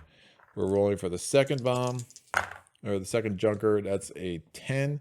10 is open. And then we're rolling for the third bomber. It is a 10. 10 is open. 11. Oh, sorry. 10 has a suppression token. So does 11. So does 12. This goes to 13. All right. Not the worst round ever. I mean, it's not great. It took the forward observer options off the table for us for next round, but I think we'll be okay. I think we're going to have to use Chekhov over here. I could use Hahalov over there. Oh, that makes some sense. I still have the sapper. I mean, a sapper could go there, take out that tank. Oh, that'd be really nice. I do want to clear off that scouts. I'm going to move 3. Now, you only get the command team if all 3 of your command guys are in military positions to start. Obviously, mine are not right now because this guy's still on my reserves. So I'm going to move him here. He bumps Alexandrov, who bumps Hahalov, who bumps Chekhov, who moves Chekhov there. And the reason I did all that is I want to... Nope. I did that backwards. Chekhov's going to come down here and move Alexandrov over there. It's all one move action. They all just kind of bump each other, and that's totally legit as part of one move. I don't really want to move anybody else anyway. Oh, I can move the mortar guy up here, so they can put some mortar shells down. Left flank's going to come off, remember, and obviously there's probably a right flank coming down the pipe, you know, assuming they all didn't get taken out when I randomly took out 2 from each level. So that's fine. So now we only have 3 actions. Even though all 3 command guys are in positions, you have to start the phase with them all in military positions. So next round is when I'm going to start having 4 actions and 4 movements. It's really, really nice. I'm going to use Chekhov, first action here, to try to clear off the purple path. The purple path! Clear it off. I need a 5. I rolled a 5, 5, 2, 3. Scouts are Toast my Ghost. Hahalov is going to go... He is rolling 2 dice only, and he's going to try to knock off these riflemen. I need a 4 or higher. I rolled a 4 and a 5. And then I'm going to do a command action with Pavlov to give recover actions the 3 tokens that don't have command actions. I'm going to recover my anti-tank guys, and I'm going to cover my forward observer just in case. Well, I really have no one else to recover anyway. Not expecting to be able to use it, but rather do it. And if I can get 2 of these, set myself up again for, you know, another forward observer down the road. So we're going to remove the recover actions. They all come off. I'm removing the player action tokens. They come off. And now we go to the next phase. I can think about doing that storm group. I'm not in love with the idea, but I can think about it. So we'll see how this goes. Take these 4 cards. Don't get something to plug in there. I really want to fill that up again. I don't want to get more Fog of War cards, especially after I spent that action to take that out. I didn't get 2 of these, so I can't set up my forward observer action. I got no flotillas, so I can't get another med kit in. Man, just crushing it, dude. So how many? I have 5, 10, 15 tokens again. I think I do it. I'm obviously not worried about the operational support cards. Just haven't had the things to make that work. These are both 267ths. Clear those off. Probably smart. Nope. Not if I'm doing that. Not if I'm doing that. I don't really want any more of these tokens right now. All right. That's fine. Let's do it. I'm going to do the 62nd Army Command Post. Let's do a Storm Raid. Now, I'm sending a guy who has the Storm Raid ability, so that means he rolls 2 extra dice. So I'm rolling 1 die for each counter there, and I'm rolling 2 more dice because of Uranov. I need a 10. I rolled a 14. That's successful. So this is going to be 5 points at the end of the game. Now, we'll see how many points I'm going to lose because I'm going to have a couple of casualties here. So I'm rolling for Uranov. If I roll a 5 or a 6, he's safe. I rolled a 6, he comes back to the reserves. If I roll a 5 or a 6 for Pavlov, he's safe. I rolled a 1. Honestly, having him back in the Storm Group ability is super, super nice and convenient. And I really, really like, if one of those is going to have to be a casualty, it definitely went the right way. As much as I'm sure Pavlov's family would disagree. I'm going to now spend a action on the 267th to remove the token from 13. I'm going to spend an action on the 32nd Guard Artillery Regiment to remove a token from 11. Okay, so this comes off, and we're going to put these here. How many Fog of Wars have I gone through? So I've gone through 2 Fog of Wars. There's only 2 left in my deck, so that could be really, really helpful as far as giving me maximum options. Left flank comes away. This goes out. This comes into the board. Right flank is now in the building. So it's probably good that I did this while I had the chance, because I'm assuming that's going to be pretty crowded in a second. We're taking 3 of these. I could do it this turn or next turn. Again, because once we get to the Wehrmacht card phase next turn, we're already going to be into stage 3. This should be a stage 3 card. It is. I didn't read this. I want to make sure I didn't mess up the order there. I promise. All right, what are we doing? First card, we're suppressing a defender. So we're doing a mortar attack. We're doing it on what side of the building? We're doing it on the west side of the building. Who are we attacking? We're attacking position 2, so Havalov. And we are going to roll, or Hahalov. Oh, and we have fire support. Oh, 4 dice. It needs to be a 5 or higher. Oh, they did, so we suppressed Hahalov. So he gets a suppression token. Now we have to roll because of the fire support. Since the Soviet counter is suppressed, we roll to target a different combat position in the same colored area. I rolled a 5. We're going after Sarkisson.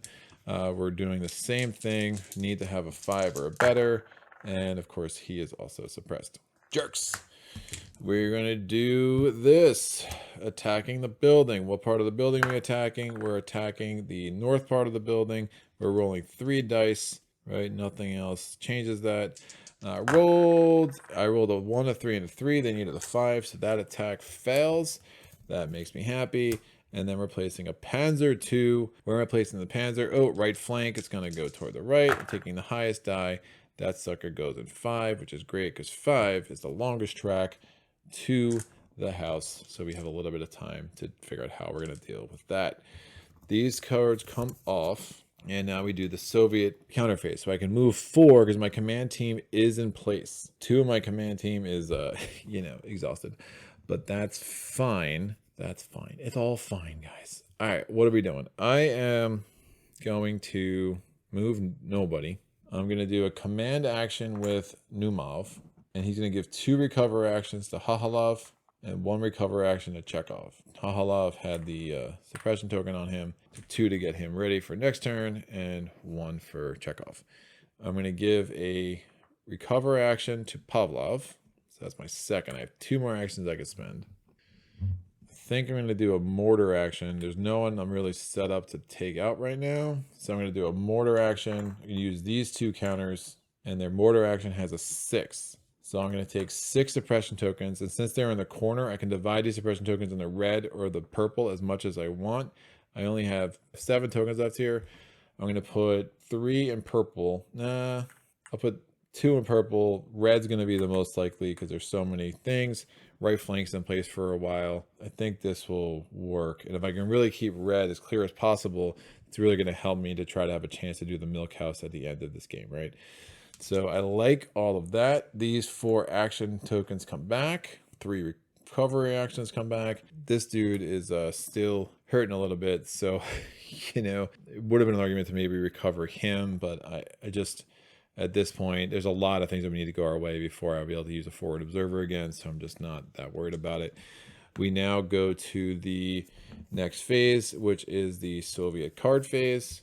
These are our 4 cards. We have a 62nd and 13th, a 62nd and 1083rd. And where's the flotilla? There it is. Wow. Now I'm about to lose these 3 tokens. So I'm going to have to feed once more after this. So getting the flotilla kind of in shape is not the worst idea ever. Getting another med kit is also not bad. Remember, I only have 2 waters here, which I don't love. I definitely don't love. My forward observer isn't ready. I have nothing in the 139th. I can't do the operational support because those 2, they can't be disrupted for that to happen, right? The rail station obviously needs communication towers because that's how that works. So I'm going to do the flotilla. I'm pretty sure the deck's pretty rich of flotillas, just from, you know, anecdotally. So I'm going to remove that. I can do 2 more. I will remember you. I'm going to do, don't want to put more guys in yet. 4, 7, 11, 14. I could do the other forward observer and then the better anti-tank. I'm going to do that. I'm going to do this. There's not much I want to do here. So we're going to do the 13th guard rifle division. I'm going to hit the other forward observer, and I'm going to do the better anti-tank weapon. And then if I have a chance, then I can pull this off. I have the 32nd Guard Artillery Regiment. I'm going to put a token on 11. Yeah, so lots of use the mortar guys, use the forward observers. It's all crazy. Cool, let's see how this plays out. So we are going to get rid of the fire support. So we don't have to worry about that double mortar garbage. This comes over, and now we get the first 3 card left flank. When rolling to determine Wehrmacht counter placement, roll 3 dice, use result. So again, we have the right flank and left flank. They do cancel each other out. That is nuts. The first few cards were called Counter Strike, then we went to Renewed Offensive, and now we're at Storm Unleashed. Yeah, buddy. So I didn't really see that. That's crazy. I was like, how many times would that actually cancel each other out? Oh, clearly it happens. So we're going to take these 3 cards. Again, we only have 2 Wehrmacht cards to deal with because one of these is a resupply card. I have to feed my 15 dudes. I'll count again for the 17th time. So that's 5, 6, 7, 8 in the bottom part. Well, I guess, yeah, the bottom 2 parts of the Pavlov's house, and then another 7 in the top part. So that's 15 defenders. All those food can go back to stock. Ooh, yeah, that's not happening. So the storm group would have to be on the red, the north side of the building. Yeah, that's going to be really hard to clear out with 3 tracks. Yeah, that's the one I kind of see and laugh. It's like, I'll try to get ready for the milk house instead of, you know, I mean, if you get to do that one, you're probably in good shape for the milk house, but that's going to be really hard to clear all that off. Although I do have those 6 suppression tokens, which make me a bit happy. We are placing a machine gunner. Where are we placing a machine gunner? Again, right flank and left flank cancel each other out, so I'm only rolling 1 die. Where are we going? We're going into 3. I don't want to waste a forward observer on non-armor. I'm going to use these 2 suppression tokens to try to cancel this dude. So I roll a die for each suppression token. If I roll higher than his defense value, I just ignore that card. I roll 2 6s, we ignore that card. I just think that makes some sense. Let's kind of limit what we have to deal with as we go forward. Yeah, there's still 7 in play. I have 1 down here. That's about right. So we ignore that card totally, which is cool. And now we're attacking building. What side of the building we're attacking? We're attacking the green side of the building. I'm rolling 3 dice. I need a 5 or a 6 on any of them, or the Wehrmachts do. I keep saying we. I'm really not a traitor, I promise.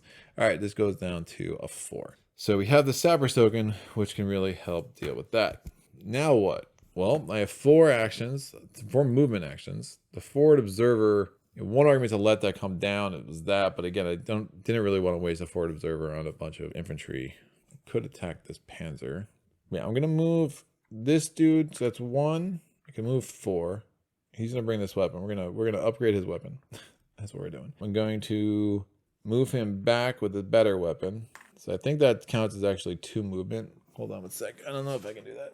Yeah, I don't think I can move him there and back, so that's probably not even worth it. That's still rolling 4 dice against a 5. That should be good. So I'm not going to move him at all. Curious in the comments if I can actually do that. I don't think I can. Man, Chekhov is super vulnerable. They're putting Pavlov, or Numov and Chekhov like back to back to back is like just really asking for trouble here. I'm going to move Chekhov where Hahalov is. I'm going to move Hahalov to where Glashenko is. So the thing about not doing a strong group is I'm probably going to have not many casualties, and I'm already worried about how the heck I'm going to feed these dudes. So I'm not going to be too crazy here about recruiting more. Kind of stuck with what I have, because I already have 15 counters in here. 2 of them are forward observers, which I don't hate. I think that's a good arrangement. 4 attacks this turn, and then I still have Pavlov to give some recover actions for next turn. Sure, especially, and there's nothing in place that's giving anyone extra defense or anything. I think this makes sense. I'm doing a double attack with the anti-tank guys, and I'm going to roll 4 dice. I need a 5. Oh. Just wondering if I had the 5th dice from the other weapon. They missed. Yowza. That's really bad. I'm going to use Chekhov to attack this dude and roll 4 dice. I need a 4. That's the roll I wanted against the Panzer. So at least it will help with an attack. If I get an assault card, it's less worried about suppression from the west, because now there's no infantry there, but wow. Yeah. And then I'm going to do a recover. No, I don't really need to recover him, do I? Don't need to recover those dudes. I can recover my other command dude. I gotta move those guys. Yeah, they're totally in my way. That's the problem. Yeah, I'm gonna do a command action with Pavlov. Give 3 recover actions. I'm gonna get this off and recover these 2. So technically that would be here, here, and here. That will do. Take my 4 command actions back. Man, this anti-tank's rolling that's 2 times I roll 4 dice and this needed a 5. That's rough. It's really rough. You know, here's what it is. We're now going to take these 4 cards and we go back to the Soviet card phase. All right. Military flotilla ×2. Sign me up every day, all day. Yeah, I need another med pack for sure. I'm not even messing around with this. So military flotilla ×2. I want the 139th as well. Yeah, this is all strong. So I only get 3. Oh, I could have ×3. Oh, look at all these friggin' flotilla cards, man. Like, what is going on? Where were you? So I'm gonna do these 2. I'm gonna get food, and med kit. I didn't get a sappers, unfortunately. I have a sappers here, so I can't discard that to increase that, but I get a medical and 2 waters in here. So we are looking to have to do a 60-second thing to get more tokens. I do need more food, otherwise a bunch of dudes are going to be casualties next time I get to our resupply card. And then we're going to do this to finally put a token back here and protect that a little bit more. These 3 tokens come back. They attack this card, so now we do have to worry about the left flank again. So that comes out. Left flank is in play. We're going to grab the next tactics card. It is offensive. This card only applies to assault cards. Roll 1 extra dice when making attack rolls with armor and suppress rolls with infantry during assaults this turn. Grabbing 3 of the Wehrmacht cards. And the first Wehrmacht card is place a machine gunner. We're replacing him. Well, he's going to go into, left flank. I rolled 3 dice. I rolled a 3, a 2, and a 3. He would be placed here. I cannot block it. So he's going to go right there. I can't try to suppress it. I have no tokens there. So that's fine. What's next? We're doing a sniper action. Do have a med kit. We'll see who's going to get it here because I'm not feeling confident. We're attacking on the east side of the building. I wouldn't mind a 5 or a 6 or 1. Oh, it's going to be Pavlov. Oh, yeah. He's rolling 4 dice. He gets a 5 or a 6. Pavlov would get it. He rolls 3/5 medkit for the win. Yowza. Just got that sucker. I guess just in the nick of time. So I guess I can't complain. And then suppress. We're doing what side of the building? We're suppressing the east side of the building. What defender am I trying to suppress? 3. Oh, I can only roll a 3 last time instead of trying to kill Pavlov. And I'm rolling 4 dice to try to suppress Chernogolov. We need a 5 or a better. And we get 5/5. See, the Wehrmacht don't have any problems rolling 5s. What the heck is up with my dudes? So that's a suppression token there. Greg, it's only a game. It's dice. It's randomness. Yeah, I know. Shut up. Or don't. I mean, that was mean. So again, it doesn't make any sense to do the forward observer again. I need to move 4. I need to get these guys out of there. There's some prime territory. So we're going to move them. They're going to go down here to protect our boy Pavlov. Why the heck not? I'm going to move the forward observer up to an Alexandrov spot. Move Alexandrov down here.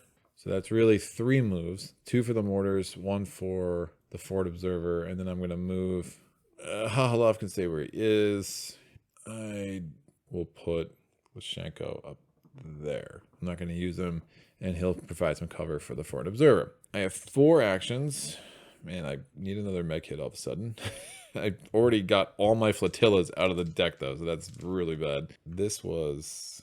Oh, that suppression tokens was when I did the recovery action with Pavlov last turn. Great, got to the bottom of that mystery. So all my command guys are on the board, but they're all exhausted, so I can't give command actions this turn. So I'm going to give a recover action to Pavlov, a recover action to whatever, and a recover action to Numov. I'm going to get all my command team ready to rock and roll for me once again.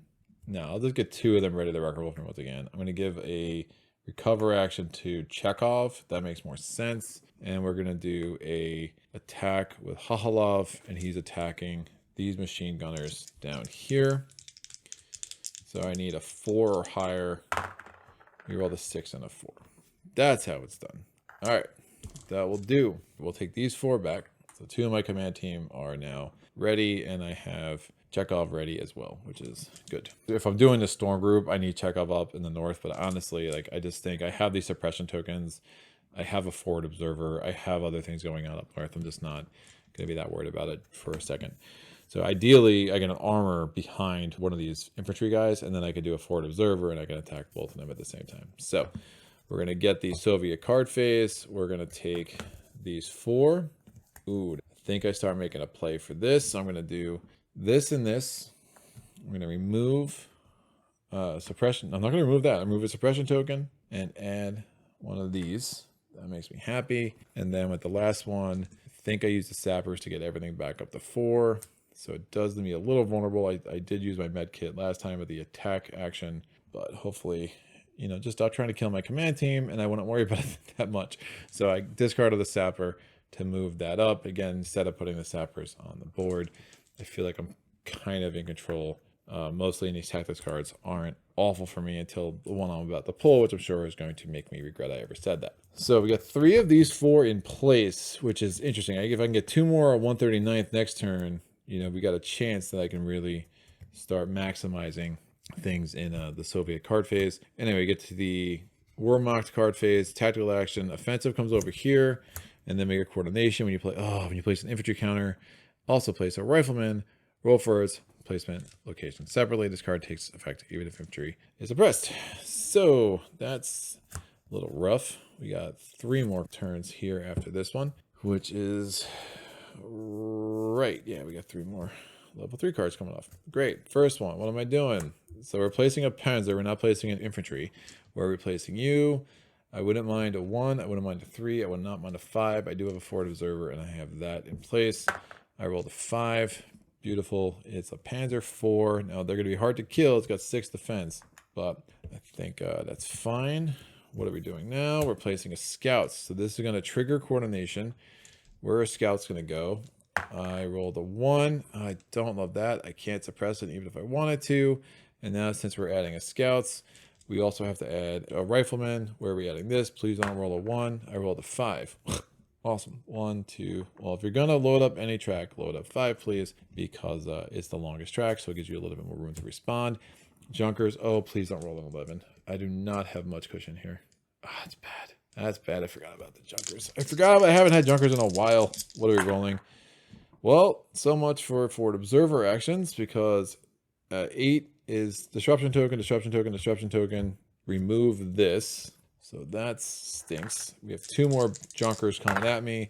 I rolled 13, so that will just get a disruption token, and this is going to be 11. Oh, 11 on the dot. 11 on the dot, but still kind of leaves this in play, but that's unfortunate because I really wanted the forward observer. So offensive actually never came into play because we haven't gotten any assault cards while that was out, so that worked out well for us. Not having a forward observer to do anything magical up there is a wee bit unfortunate. Well, my forward observer is just wasting space now. Check off. I think needs to take out these scouts because that's scurry. I could have tried to suppress that dude. I could have tried to suppress that dude. Nah, I was so in love with my forward observer. I don't think I would have. Yeah, I don't think I would have. Just to be honest. All right, so we have 4 actions here. Do I want to move anybody? Yeah, we'll move Alexander off up here and a forward observer down here. That will work. I'm going to use Chekhov with his action. He's rolling 4 dice against the scouts. Remember, he's in the corner. He can go either way. I need a 5. Holy cow. I rolled a 1-1-2-2. If you think about the tank and that, I went on both and I missed both. Oh, it's really bad. That's going to be a problem. Doing a command action with Pavlov to get recover. No, I can't do a recover on something else with a command action. So I'm going to recover, and recover for those 3. Don't really care about that dude. I have 2 more actions to spend. I'm going to have Alexander off. He's going to roll 1 die. I want a 4 to try to get that rifleman. I rolled a 3. This is going swimmingly. Anglishenko, rolling 1 die. I need a 4 to get that rifleman. I rolled a 2. Woo! Yeah! 7 dice, or 6 dice, and nothing higher than a 4. That's really bad. Okay, well, that was a huge waste of a turn. So 1, 2, again, this is like just trying to survive right now, right? I love that tension though. I really like the tap their cards because they really just bring it on. Now, the good thing, I have a bunch of suppression up here. This is a bigger concern because I have no suppression in lane 1. So we're going to have these 4 cards. 1, 2, 3, 4. No flotillas. And only 1/139th, because that's awesome. And nothing for a forward observer. Wow. And I can't even add more tokens to the staging area. What a garbage run of cards. Wow. Cannot do anything with the forward observer. Put 2 of these guys in here to have something else that I could go after a tank with. I'm going to do the 267th for sure. Move that. There's no way I'm doing that storm group. This is not happening. 1083rd, remove that. And I will do, I need to get a 62nd, and then I need to get 2 flotillas just to get more supplies into Pavlov's house, which is a big concern right now. But we'll see how that goes. I'm going to spend this last action on the 13th. Let's get another tank group in here because things are getting desperate. Things are getting desperate. That is not a joke. Now it's just all the tanks I'm worried about. I'll take a gun. I don't think I'm ever going to use it, but we'll take it in. That's 2 garbage phases in a row. That's just not good. Not good at all. So offensive comes by. If we get another infantry counter, we're just be loading up here. The next tactic card is marksman. If the Soviet counter is removed from the game because of a sniper attack, roll the target a different combat position. Wow. Yeah, this is ugly. We get 3 of these. What are we doing? We're placing a Panzer. Please don't roll a 1 or a 5. We rolled a 3. That's acceptable. So Panzer 3 is going to come here. Next, we're placing a tank. Don't roll a 1 or a 5 or a 3. We rolled a 3. Yikes. That comes here. And then finally, we're going to do an attack building. I'm attacking the north side of the building. I'm rolling 3 dice. So managed to avoid the coordination, which is nice, and the marksman. 5 or a 6 is bad. I rolled a 6 because I have no problem rolling good when I'm rolling for the Wehrmacht. That is for sure. We are going to move these guys, these 2 anti-tank guys. We got to get Numov out of there. So I'm going to move these 2 up here. That bumps him. And I'll move these 2 and I'll put him over here. He's like over there with Pavlov. He's kind of protected. Not the greatest position ever, but it will do. I can unexhaust some stuff. I think I need to do that. I think I take a shot with a Halov there. Just hope I can roll a 5 or a 6 one freaking time, man. Yup. So anti-tank here. So man, if they move in here, I lose. Right there at the arrow, it's game over. But again, if there's a space, the space fills in before it moves. And I do have these suppression tokens, so if an infantry were to go there, I would be able to have a really good shot at suppressing it. So we have to use my first 2 actions on these anti-tank guys. And I'm rolling 4 dice because I have a better weapon up there. Do not have to do with Inspire. So all my anti-tank at this point is going to be 4 actions each. And I definitely need to get Hahala back. So I'm rolling. I'm going to go after, I don't know what that was. I'm going after the Panzer II because there's a lower defense. Wow. 1, 1, 3, 4. I thought I missed it. I thought I missed it. That's really sick. I'm going to do a command action to recover Hahalov. No, not enough things to recover. No, that's Chekhov anyway. I think I just do a recovery action. If I don't have Hahalov 2 turns in a row, is that bad? It ain't great. It ain't great, Greg. Yeah, I'm going to do a recover action on Pavlov. I'm going to do an attack with Hahalov. Really don't have much of a shot. I could just burn all my anti-tank guys, though. I don't want to. I'm rolling so bad. I'm like rolling really bad. The problem is I have no mobility. I can't get a forward observer up there. I just can't do anything. All these are pretty blocked off as it is. Now, Hahalov is going to try to get lucky. I'm rolling 2 dice. I need a 5 for these scouts. Jeez, I rolled a 1 and a 3. That's just so gross. Command action. I need to get some mobility up here. So 1, 2, and 3. I'm rolling so good. And I have all my command team is exhausted right now. So that's a problem. I think strategically that still made the most sense with my options. But I would like to roll a 5 or 6 one freaking time for sure. So this comes out. I get 4. I would love not this. Oh, I didn't get a 60-second. I got the 2 flotilla, but I haven't got a 60-second. I need to get more food. Oh, this is so bad. Well, I can get my forward observer action, maybe. I'm going to use an action on this, removes, and places. Actually, I'll put it on 10 instead of 11, because then I can use the last one to clear this off. The flotilla does nothing for me. That's so garbage. I'm going to use this to redo this. I'm going to have so many casualties because my guys are so hungry. Wow.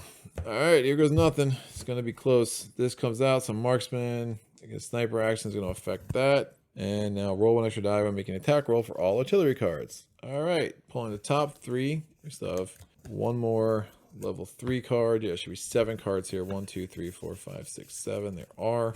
It's going to be iffy. Placing a tank. Well, don't roll a 1 or a 5, Greg.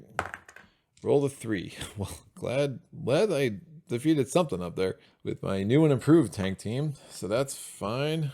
We're going to do an attack building. We get 1 extra die for that. Where are we attacking? Attacking the red part of the building. They're rolling 4. I need a 4 or better. I would like to roll like Chekhov. No dice. That's down to a 3. So if that attacks again, everything there gets a suppression token, which is super bad.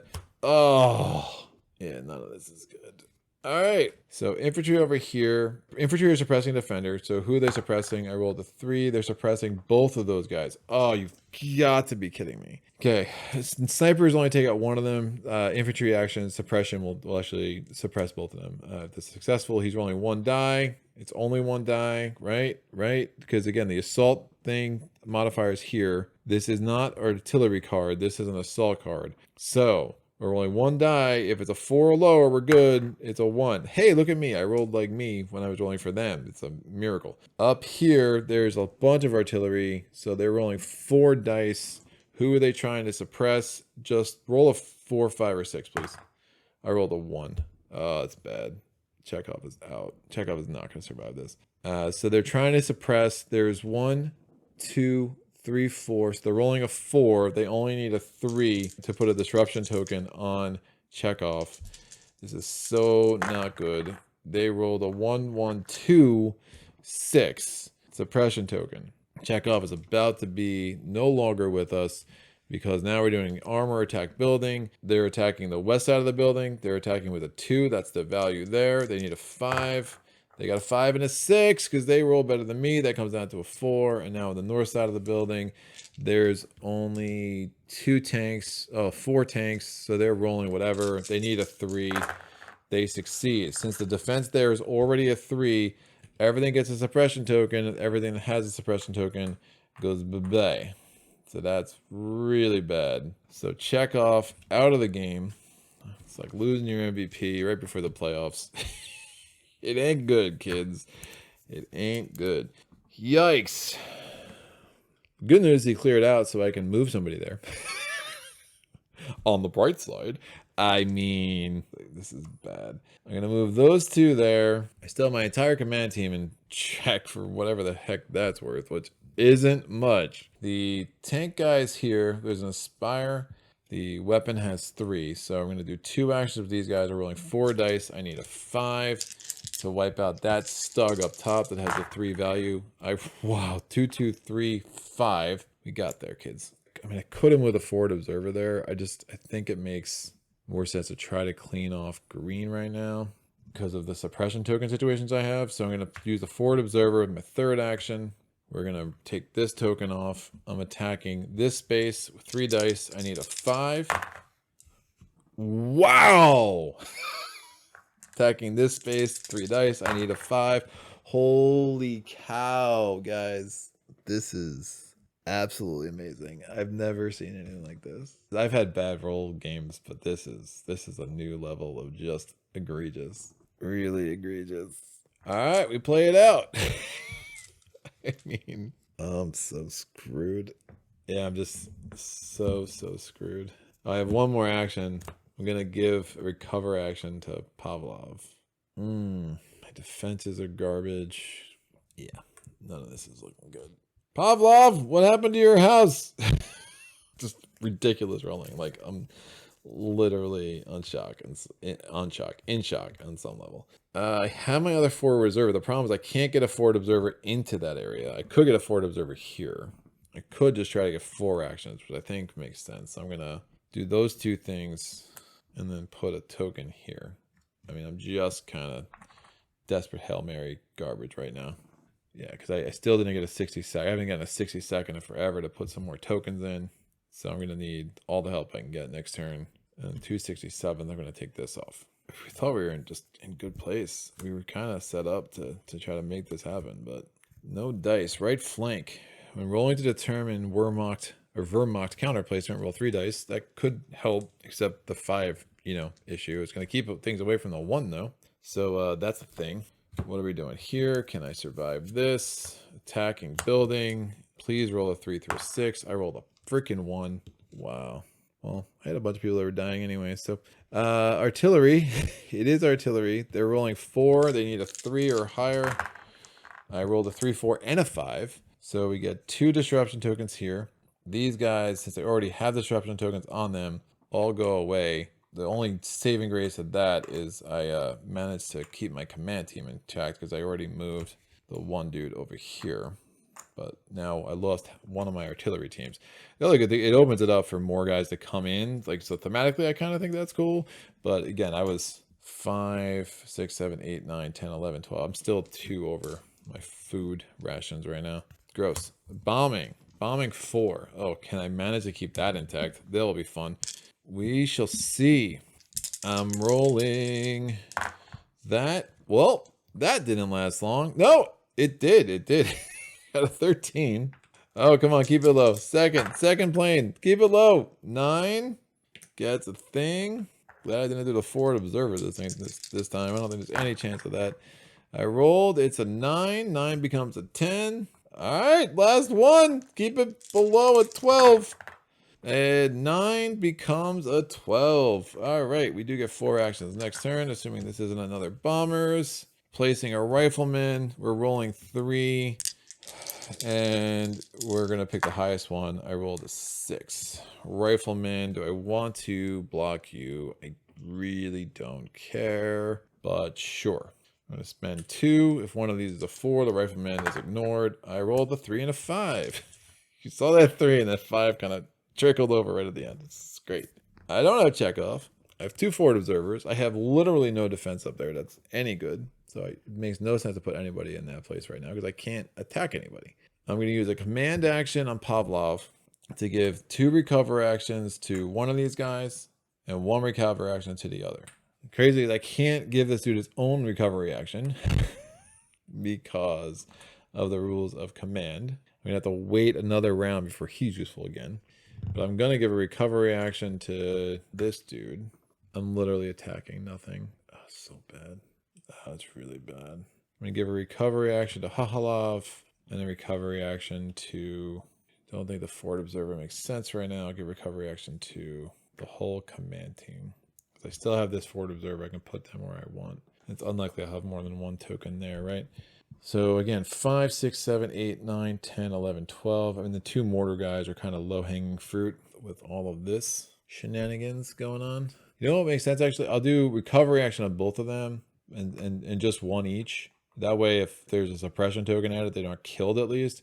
And then I will get this Fort Observer back just to give me some more options. So I use Pavlov's command action a little bit differently. So I'm going to take these 4 action tokens off, these 3 command tokens off, and now we go back to the Soviet card phase. I need to shuffle these. We are going to have a resupply. I think I'm just going to let the mortars go, and then I won't have to worry about food for the rest of the game.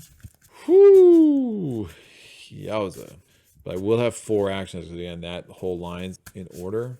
I think it might make sense to get another one of those in here so I can kind of keep that defense above a 3.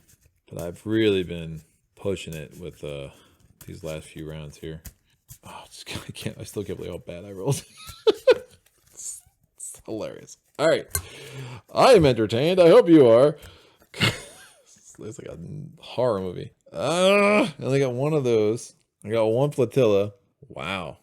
I mean, I can do operational support. I mean, what else am I doing here? I have the 2 zappers. They're absolutely garbage. All right, let me do this. I'm going to do the 62nd Army Command Post, and that's going to allow me to add 5 tokens. I'm going to add 3 sappers and 2 medkits over here. I will do the operational support because those things are disrupted. I remove a food, an ammunition token, and a medkit from the game. And I'm going to get 3 points. Still trying to win here, people. Ooh, I can do that too for a point. Yeehaw. Great. Maybe we'll do that next turn. So hopefully there's no junkers this turn because I'd really rather not lose this, but I'm not going to be doing much on here. I'm going to do the flotilla action. I'm going to put things in these spaces. I'll put a sapper, another medkit, and a sapper. And then my 4th action for this round, considering I have that line established, we will take the suppression token away from 11. These 4 go away. Looking pretty bad. This goes away. Right flank is still in play. The first stage 4 tactic. Marksman. If a Soviet counter is removed from the game because of a sniper attack, roll to target a different combat position in the same colored area and attack a second Soviet counter. The good news is we only have 2 Wehrmacht cards that aren't the resupply card. So resupply. I have to feed my dudes. I have 12 dudes. So that's 6, 7, 8, 9, 10, 11, 12. I only have food to feed 10. Now, if I had more medical hits, I could save people, but I don't. Is that a mortar dude? No. Where's my mortar guys? Yeah, my mortar guys, you are loved. You are out of the game. So my casualties are piling up. And then the storm group, I didn't finish this, so I lose any opportunity to score points from that. But my last chance to score points is if green is clean, I can get 6 points by doing a storm group there for 6 or higher. Don't totally hate my chances there if I can get my forward observers working, but obviously things are looking a little bit bleak. Oh, and did I have a chance? Yeah, I didn't have a chance to bring in, well, I wanted to run in more dudes anyway, because, everyone would have starved right off the bat. So, first thing, replacing a scouts. So when rolling to determine position, I would like to roll a 6. Oh, I have the suppression. Actually, anything is fine. So I'm rolling 3, right flank, 6. I can try to suppress it, but I would need a 5 or a 6. Whatever. What else am I doing with that? Trying to roll a 5 or a 6 one time. I rolled a 4. So bad. All right, so that's done. And then finally, oh, you gotta be kidding me. Infantry are suppressing defender. So what's defender? We're suppressing over here. We're suppressing someone on 3, no one there. So we're trying to suppress that dude on 4. So it is a part of my command team. And we're rolling just 1 die. The defense there is 4, so anything lower than a 4, please. Yeah, no bonuses here at all. Lower than a 4. Lower than a 4. Yes. Yes, command team attacks. All right, infantry coming from the north. Who are they trying to suppress? Well, they're going to have to suppress my tank people again, which is really, oh, they're going to get killed. Oh, they're totally going to get killed. Totally gonna get killed. Oh, it's bad. All right, it's got to be them. The infantry is 4, so they're rolling 4 dice. They need to roll a 3. Yeah, that worked. So they're both suppressed again. I just removed those suppression tokens, and that's a problem. It's the problem when I didn't have anyone else to kind of protect them up there. It didn't matter what I rolled. I was going for them, right? And down here, please try to suppress 3. Oh, beautiful. So trying to suppress that. There is a suppression token there, so that die might not be long for this world. Rolling 1 die. The defense is still a 5, so we got a good shot here. 2. All right, we survive. Attacking, there's 2. They need to roll a 4 or higher. They rolled a 4. This goes down to 3. Attacking at the top, there's a ton of tanks. They're rolling 1, 2, 3, 4, 5, 6. They need to roll a 3. Yeah, that's fine. Suppression tokens and everyone there. These 2 guys are toast. My ghost. This will come to the supply. That's really sad. Again, remember, those are points at the end of the game. Beyond the fact that it's going to make it really hard to get to the end of the game. And then there's no armor over here, so they're not attacking the building from that position. The marksman only triggers if it was a sniper attack. That was clearly not. But life got a lot harder right now because I have no way to attack those dudes, and I don't have any ability to use my forward observers because I only pulled 1 of those cards in my last turn. Hopefully I can rectify that now that I have 4 actions in that phase, but I'm so dependent on getting the right cards to come up to give myself a chance. I have literally no way to attack armor. That is a correct statement. I need to get more units in there. I need to get 2 more anti-tank guys for sure. Oh, for sure. So put Hahalov up here and protect him with this gun dude, because that guy's not doing much. Not worried about you. I get to press things there. I mean, Hahalov has to roll a 5 eventually, right? Chekhov, I miss you. I mean, I could try to get some gun guys, actually, but I just leave nothing up on that part of the building, right? It's probably not crazy. This forward observer here. This dude here. This is a 3 as well. Yikes. The only part of my building is the west. Wow. There's a lot of assaults. Still moving 4, so haul up here. I'll put this dude up here. None of this is good. This guy needs to get out of here. And put my whole command team over here. Yeah, putting Hahalov over here isn't making any sense at all. No, I gotta risk it. Putting him at 6, him at 3, him at 4. Final answer. Final answer. All right. Front part of the building is crap. My west part of my building is crap. It's all crap. Hopefully I can get a flotilla thing and some sappers, and we can rebuild the left and just not worry about the north for a hot second here. Hahalov, once in your life, roll a 5. Please. Just please. Wow. I rolled 2 4s. I rolled 2 4s is what I just did. Cover action on Pavlov. Cover action on this dude. Oh, he was already, yeah. Recover action is take the disruption token off. Yeah, there's really nothing else I can do. I can't keep rolling like that and expecting to have a chance. I mean, at some point, you just gotta start getting lucky. I mean, so I'm gonna do that. I need to roll a 5 or a 6. Yeah, I'm using Afan Asiev. 5 or 6, try to get those scouts out. Hey, 1 time. Success. All right, I knocked something out. We are going to the next round. It's crazy that I'm still in this. It's pretty cool. Oh, 2 Foggle Wars. You gotta be kidding me. No forward observer. No forward observer for you. And no flotilla. So I can't even get sappers in there. God, why? How? It just doesn't even seem possible that these cards are cooperating so little. It just doesn't seem possible. All right, that's fine. I'm going to add, I mean, it's not fine at all. At all. But I'm going to add more guys. I'm going to get this dude, and this dude. We only have 1 gun. I need the Inspire. This dude. No, I need more anti-tank guys. I have a gun. I have 1 gunman. I need more anti-tank guys. I'm going to do these 2 dudes. Forget the Inspire guy for a second. These 2 dudes for 4 for new anti-tank guys. They've been dropping like flies if you haven't noticed. I'm going to get 2 more gun guys to try to get something set up. And then finally, I will just take something off there. 2 Foggle Wars is just exactly what I was hoping for.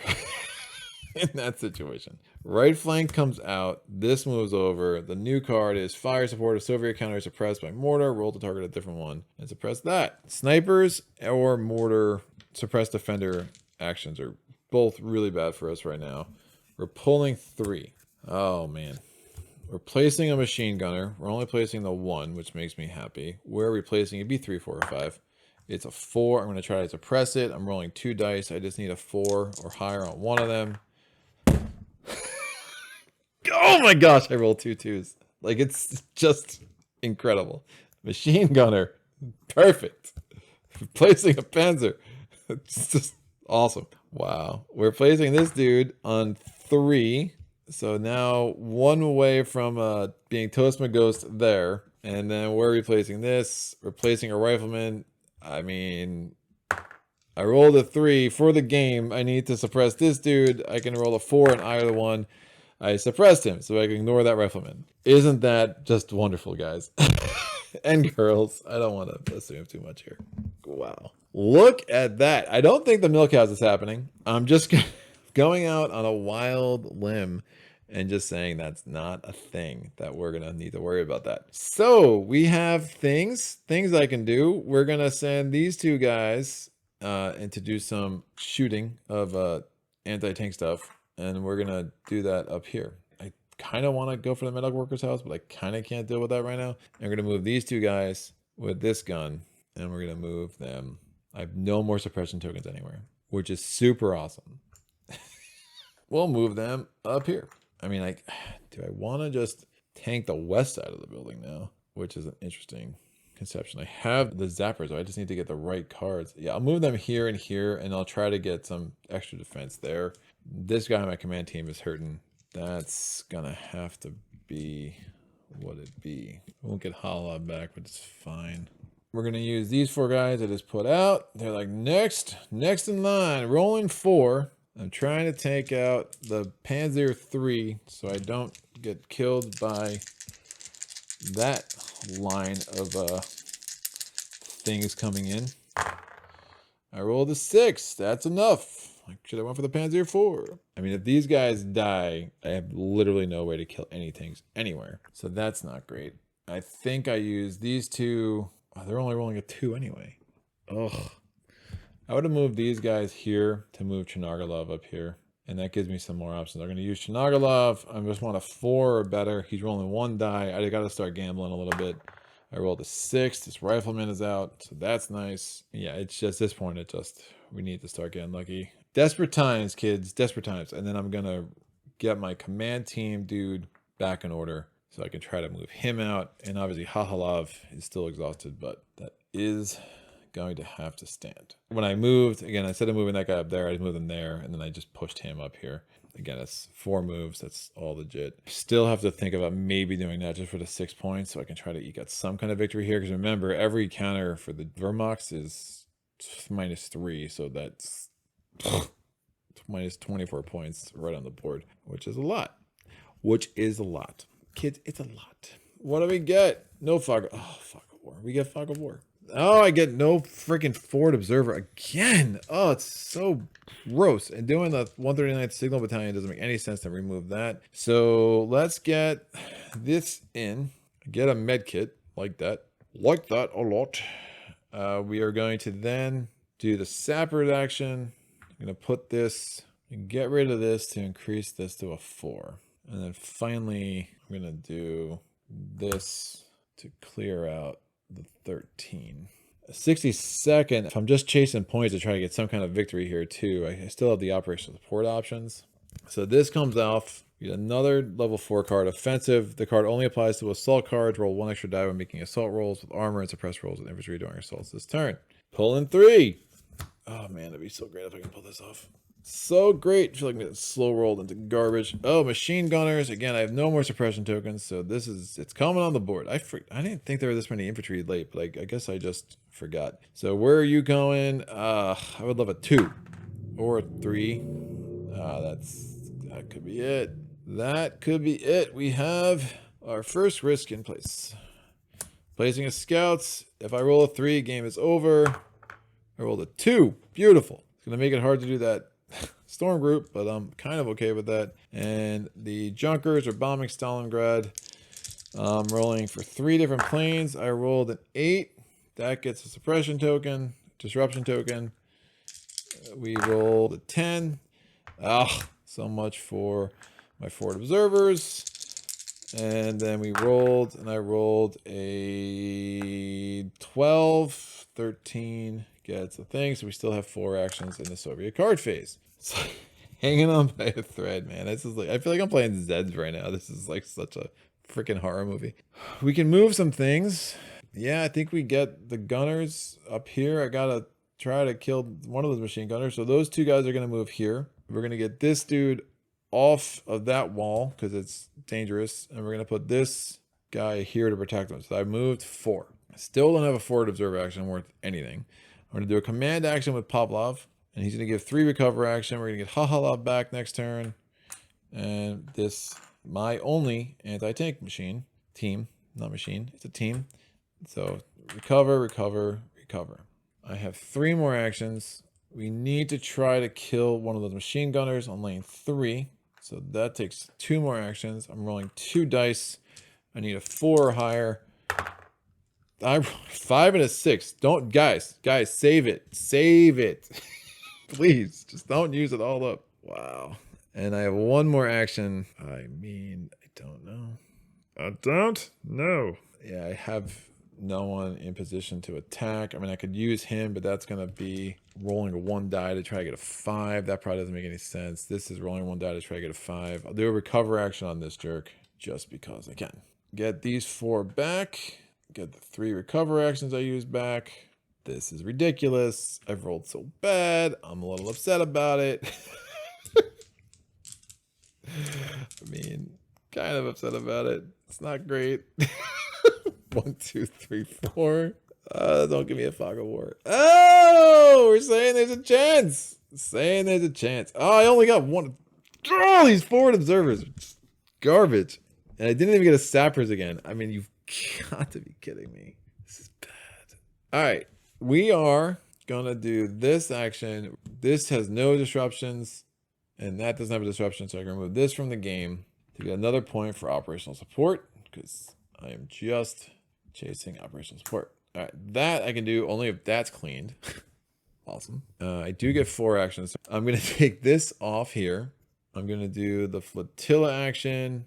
I'm so annoyed I did not get a sappers. I'm trying to really reconstitute these defenses. I'm going to put these 3 on here. I mean, I could get more guards in. Yeah, I'm just going to get more. I mean, at least it's points at the end of the game, right? Guard. We only have 1 gun. I get another gun, and then 2 of these guys.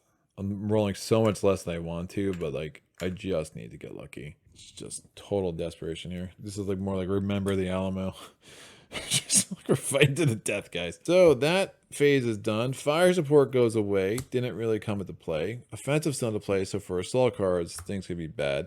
Stucco strike, increase the number of junkers by 1 on each card. We get 3 here. We keep making it more rounds. I mean, we're literally only 6 cards away from the end here, and we know that one of those is the supply card with the milk house. So, I mean, if I can get a couple of forward observer actions and roll halfway decent, like we got a chance to salvage something cool here. So sniper, this only applies for assault cards. So yeah, the sniper never came into play, which is nice. And I have a med kit, so I feel decently good about that. Who am I trying to snipe? We're trying to snipe someone on the red wall. What position? We're trying to snipe someone in position 2. There is no one there, so we go to position 3. Oh, it's my anti-tank guys. That's bad. So they're rolling 4 dice. They need to get a 4 or higher. They roll a 6, 5, and a 4. I'm going to lose this med kit because I cannot lose my anti-tank guys because I freaking have nobody else that can take care of tanks. Awesome. Suppressing defender. Again, this doesn't apply. Who are we trying to suppress? They're trying to suppress on the west side of the building. Which defender? They rolled a 5. That's going to go to Hahalov. They're rolling 4 dice. They need to roll a 3. They rolled a 1, 2, 2, 5. Just good measure. So we suppress him. So I don't have a Hahalov back this turn. And then finally, replacing a rifleman. Well, can't kill me, but it's not great. We're replacing a rifleman. Replacing a rifleman in lane 3. Thanks for playing. That dude goes there. Oh, of course, the tank there which would be the easiest thing for me to take out. The tank there has 6 defense. So there's that. I do have 2 new gunners, so I could get them up into there and try to defeat them that way. I know I have at least 1 more assault card coming, so a lot of stuff going to be thrown my way the next turn. And these forward observers have done nothing good for me. All right, we're doing a command action to recover Hahalov, take the disruption token off, and recover these 2 dudes. Oh, wait, before we do that, I need to do movement. I obviously need to do movement. Obviously need to do movement. Yeah, I'm going to move these 2 guys here. I don't have much of a choice. It's the only real chance to try to shoot someone down. That's not going to require me to roll a 6. Rolling a 6 is not something I do with any kind of efficiency. I'm going to use 2 more actions on these guys. This gun they have, they're only rolling 2 dice. And I'm going to try to kill that machine gunner in lane 3. I mean, I have enough other targets for the forward observer that I'm not really that worried. I mean, Sapper's actually would be great because I got to start piling those suckers up on there. It'd be really, really helpful. But I'm telling you what all these cool things this game does, and just the cards are not cooperating. So I'm rolling 2 dice against that machine gunner. It makes sense because of the artillery thing. Just by some miracle, I don't roll a 4. So there we go. I rolled a 4 and a 3. Yeah, I mean, I roll a 4 for them. I mean, it's a miracle I rolled a 4 for me. Make no mistake. I'm just more worried about rolling a 4 for them. And I always roll 5s and 6s for them, right? So that's the thing. Man, I am just hanging on, man. I'm like Mike McDermott. Kid's got alligator blood. Can't get rid of him. Although, I guess it would be the opposite. Like, KGB would be on my team. So whatever the Germans would say to that thing.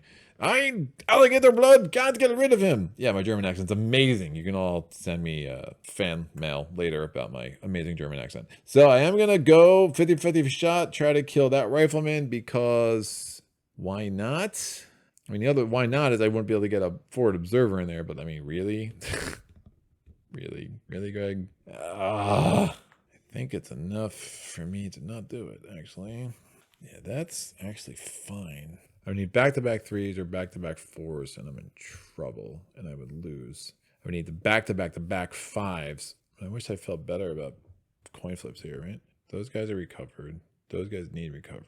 Yeah, I think I do it.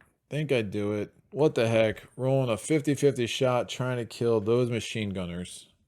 Come on, buddy. I rolled a 2. I shouldn't have done it. That was bad. I should know better. What am I thinking? I have some ways to get some forward observers in there. So, next phase, Soviet card phase. Bam. What are we doing with the Soviet? Oh, forward observers, I sent you. Oh, I didn't get the chance to do that, but I'm going to do an action here, an action here. I didn't get a sapper thing either. Are you kidding me? I mean, just like, cards are just so weird. I would totally put a sapper there. Oh, it's so bad. The Volga military flotilla doesn't make any sense if I can't get the sapper tokens out of the supplies. What's the point? So I'm going to do 1 30-second guards to remove that disruption token. I'm going to do another one to give myself access to one of my forward observers. I'm going to get more guys in just in a naked point grab here. So, well, big guns. Big guns McGee. I don't hate that. He got inspired, so he would roll 1 extra die. So 1, 2... I have a bunch of guns in there. This souped up gun, it gives you 1 extra on suppression, not 1 extra on fight or attack.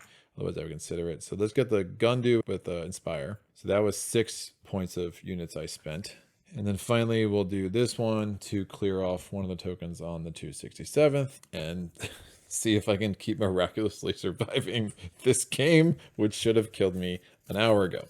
So, just My official comment is Quote me on that.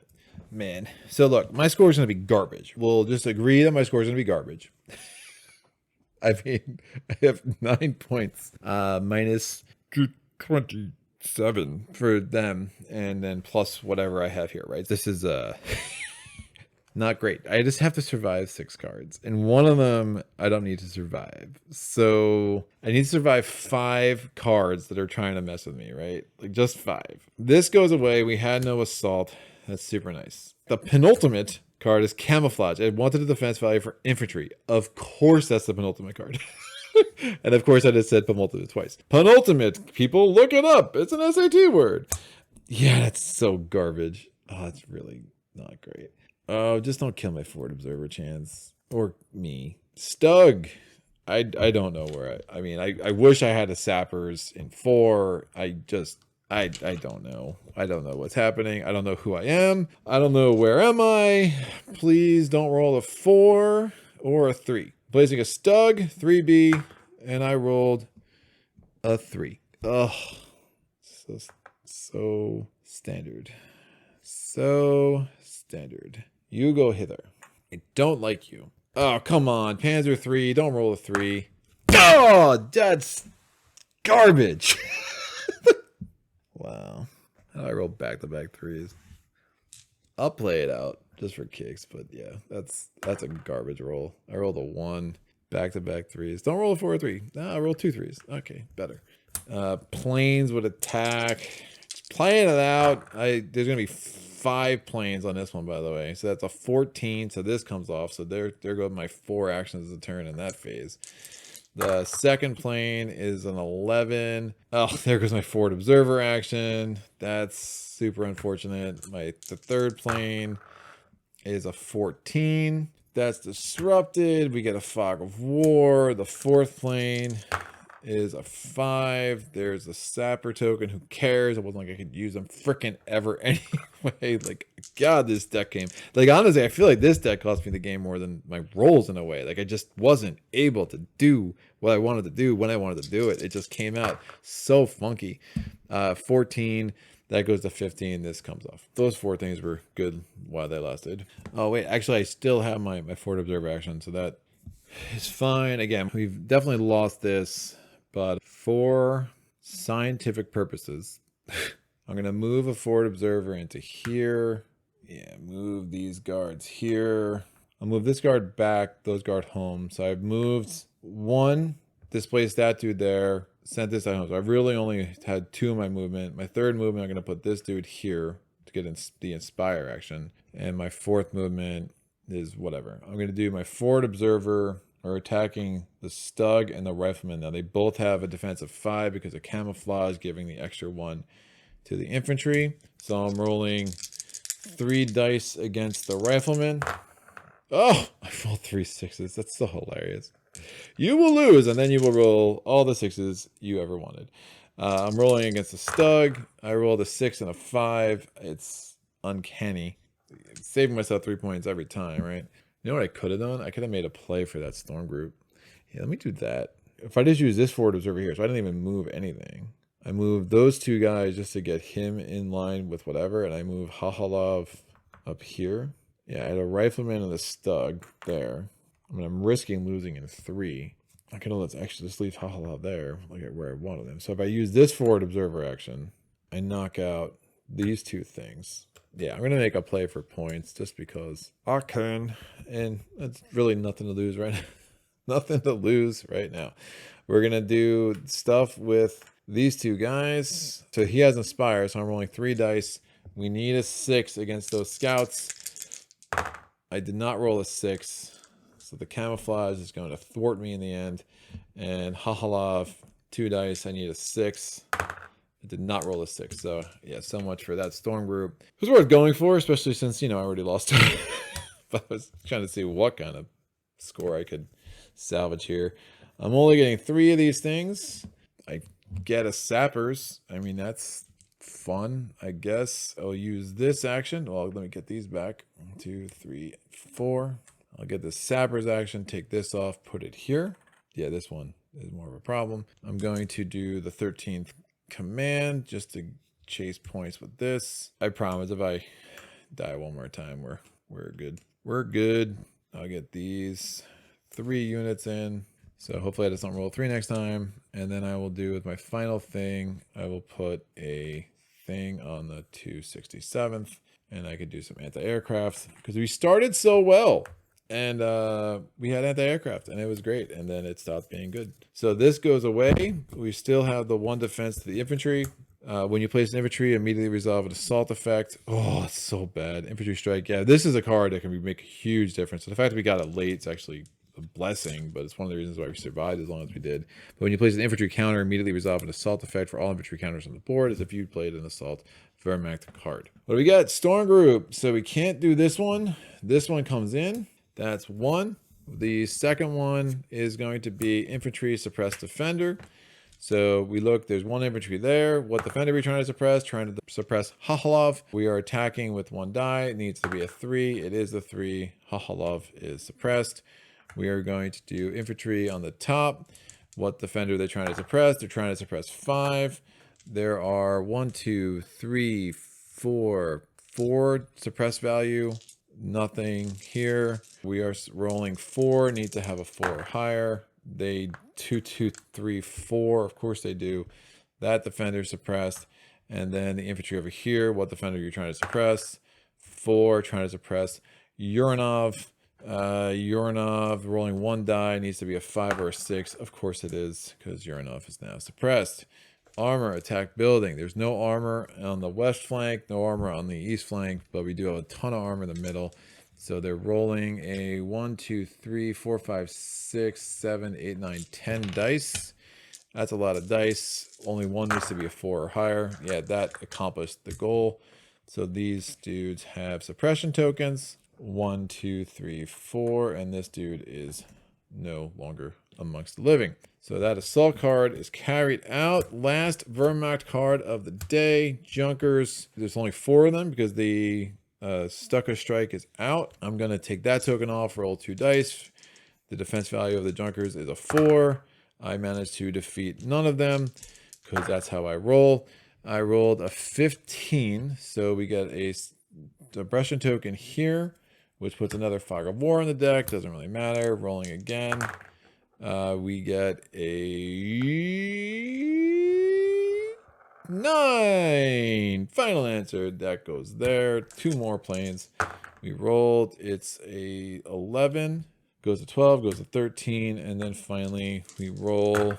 It is a 9. Goes to 10. So get these last numbers, just making sure if you totally disregard this, you could really be at risk of having a suppression token there and then piling up and losing. I couldn't even do the operational support card with those last cards. I was looking if I missed 4 points, and a chance to get 4 points with that, but no, I really didn't. So these can go away. I mean, there's really no point to keep them out. And then we have one more phase where we're just trying to kill as many of the German troops as possible. The forward observer doesn't do anything for me. I can't get either of my guns back. Yeah, so the armor, right? The armor defense value of these stupid things is still +1. I only have 1 anti-tank guy there. The other 2 are now suppressed because of course they are. So I'm going to put these 2 guys up there, this dude here, and that's fine. And we're just going to do attack actions with all 4 of them. So this dude is rolling 1 die. He needs to roll a 6 to defeat that dude. He doesn't. This dude's rolling 1 die. He needs to roll a 5 to defeat that rifleman. He does not. This dude's rolling 1 die. He's going to attack the same dude. He needs to roll a 5. Nope. And this is so awesome. I need to roll a 6. Oh! Comes in at the end. So that's it. We'd have 1 chance to storm the milk house. Obviously, cannot storm the milk house. We have too many Wehrmacht counters on the board. Notice if we had ever moved ahead on 4, what would have happened was this guy would have come here. This would have come off the board, and I would have been able to roll 3. That's true whether it's an armor or an infantry. And then if I beat the defense value, there I rolled a 6. We would have been able to knock that guy off. So trying to get those out earlier just wasn't really able to kind of make it come together. And yeah, just really kind of rolled like garbage all game. So my final score would be a 9, because those are all my points. I get +1 for each counter I have in here. It doesn't matter, you know, what tokens are on top of it. If it's suppressed, if it's not, if it's still in Pavlov's house, it still counts. So we're going to get 1, 2, 3, 4, 5, 6, 7, 8, 9, 10, 11, 12, 13, 14, 15, 16, 17, 18, 19, 20, 21, 22. We count that again. 7, 11, 12, 14, 16, 22. So that's 22 points plus these 9. That's going to give me a total of 31 points. Math is hard. And then we're going to have to subtract 24, so that would be 7 points. 7 points, I believe, is a draw. Might be a minor victory. I think it's a draw. 1 to 9. Oh, it would be a minor victory. So minor victory with an asterisk. Thought there's some usefulness in playing the now so people kind of saw what this mess was about if you were new to the game. So if you stuck with me this long, thank you for watching. Thank you for caring. This game is great. I really do like it. It's a really fun challenge. It can be very frustrating, as all dice games can be. I think, hopefully some of the tactics and strategies kind of shown through the fact that we were able to survive as long as we were, getting that command team out, using those suppression tokens. Just, it's hard, but it snowballs. When you roll that bad, it's just really, really hard. You just, all of a sudden you're fighting battles on too many flanks, and you just can't really keep it all together. The med kits came in pretty big, just wasn't able to get, the right order of things in my deck. Wasn't able to make as much use of the forward observer as I had hoped. When I did, I rolled like absolute garbage, at least one time. So it's a challenge. I mean, it would have been nice to kind of pull off a win there and just kind of survive. But I really like the tactic cards. I really like what they bring to the game. I like, it's kind of like the event cards in Spirit Island. They're not going to be for everybody. I find the game without the tactic cards not that much of a challenge for me anymore. Having these where you can really turn up the temperature on the game and really force yourself into having to try different strategies to overcome, whatever the current game state is, because it's going to be different every time. I really, really, really like that. And again, they're not always that punishing. Sometimes they'll combo in some really gross ways, but for the most part, they're not that unreasonable. You'll hopefully have a turn or two where you can try to address it. But again, of course, you need to not roll a 2-2-3-3 when you need to roll the 4. So I don't know who would ever do that, but just for example, crazy hypothetical I'm just throwing out there. But that's it. This was fun to get back on the channel. Thanks again to Dan Vierson Games and for David Thompson for sending me this review copy.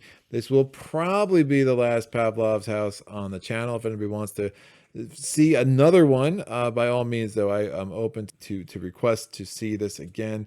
If that's what the people want, I will be a man of the people, folks, and try to bring the best entertainment that I can when it comes to these board games and people seeing them played hopefully at a decently high level with a decently thorough understanding of the rules and whatnot. If you want to see what's coming up in Solo Playthroughs Land, you can go on my Patreon page and you will see a schedule. I put it out at the end of every month for the month to come, and you can see what's coming down the pipe, not only for my taped recorded playthroughs like this one, but also my live playthroughs, which I try to do at least every other Wednesday, if not more, and make sure you don't miss anything that you would want to see. If you're interested in supporting this channel, I could always use support, always appreciate it. Again, support beyond the watch time and the likes and the comments. I appreciate all of that. But if you want to support this channel financially, as I continue to try to make it bigger and better and better going forward, that'd be really, really appreciated. There are 3 levels of patronage that I offer on my Patreon page. You can see if there's any of those that make sense for you. And either way, thanks again for joining me. And until next time, happy gaming.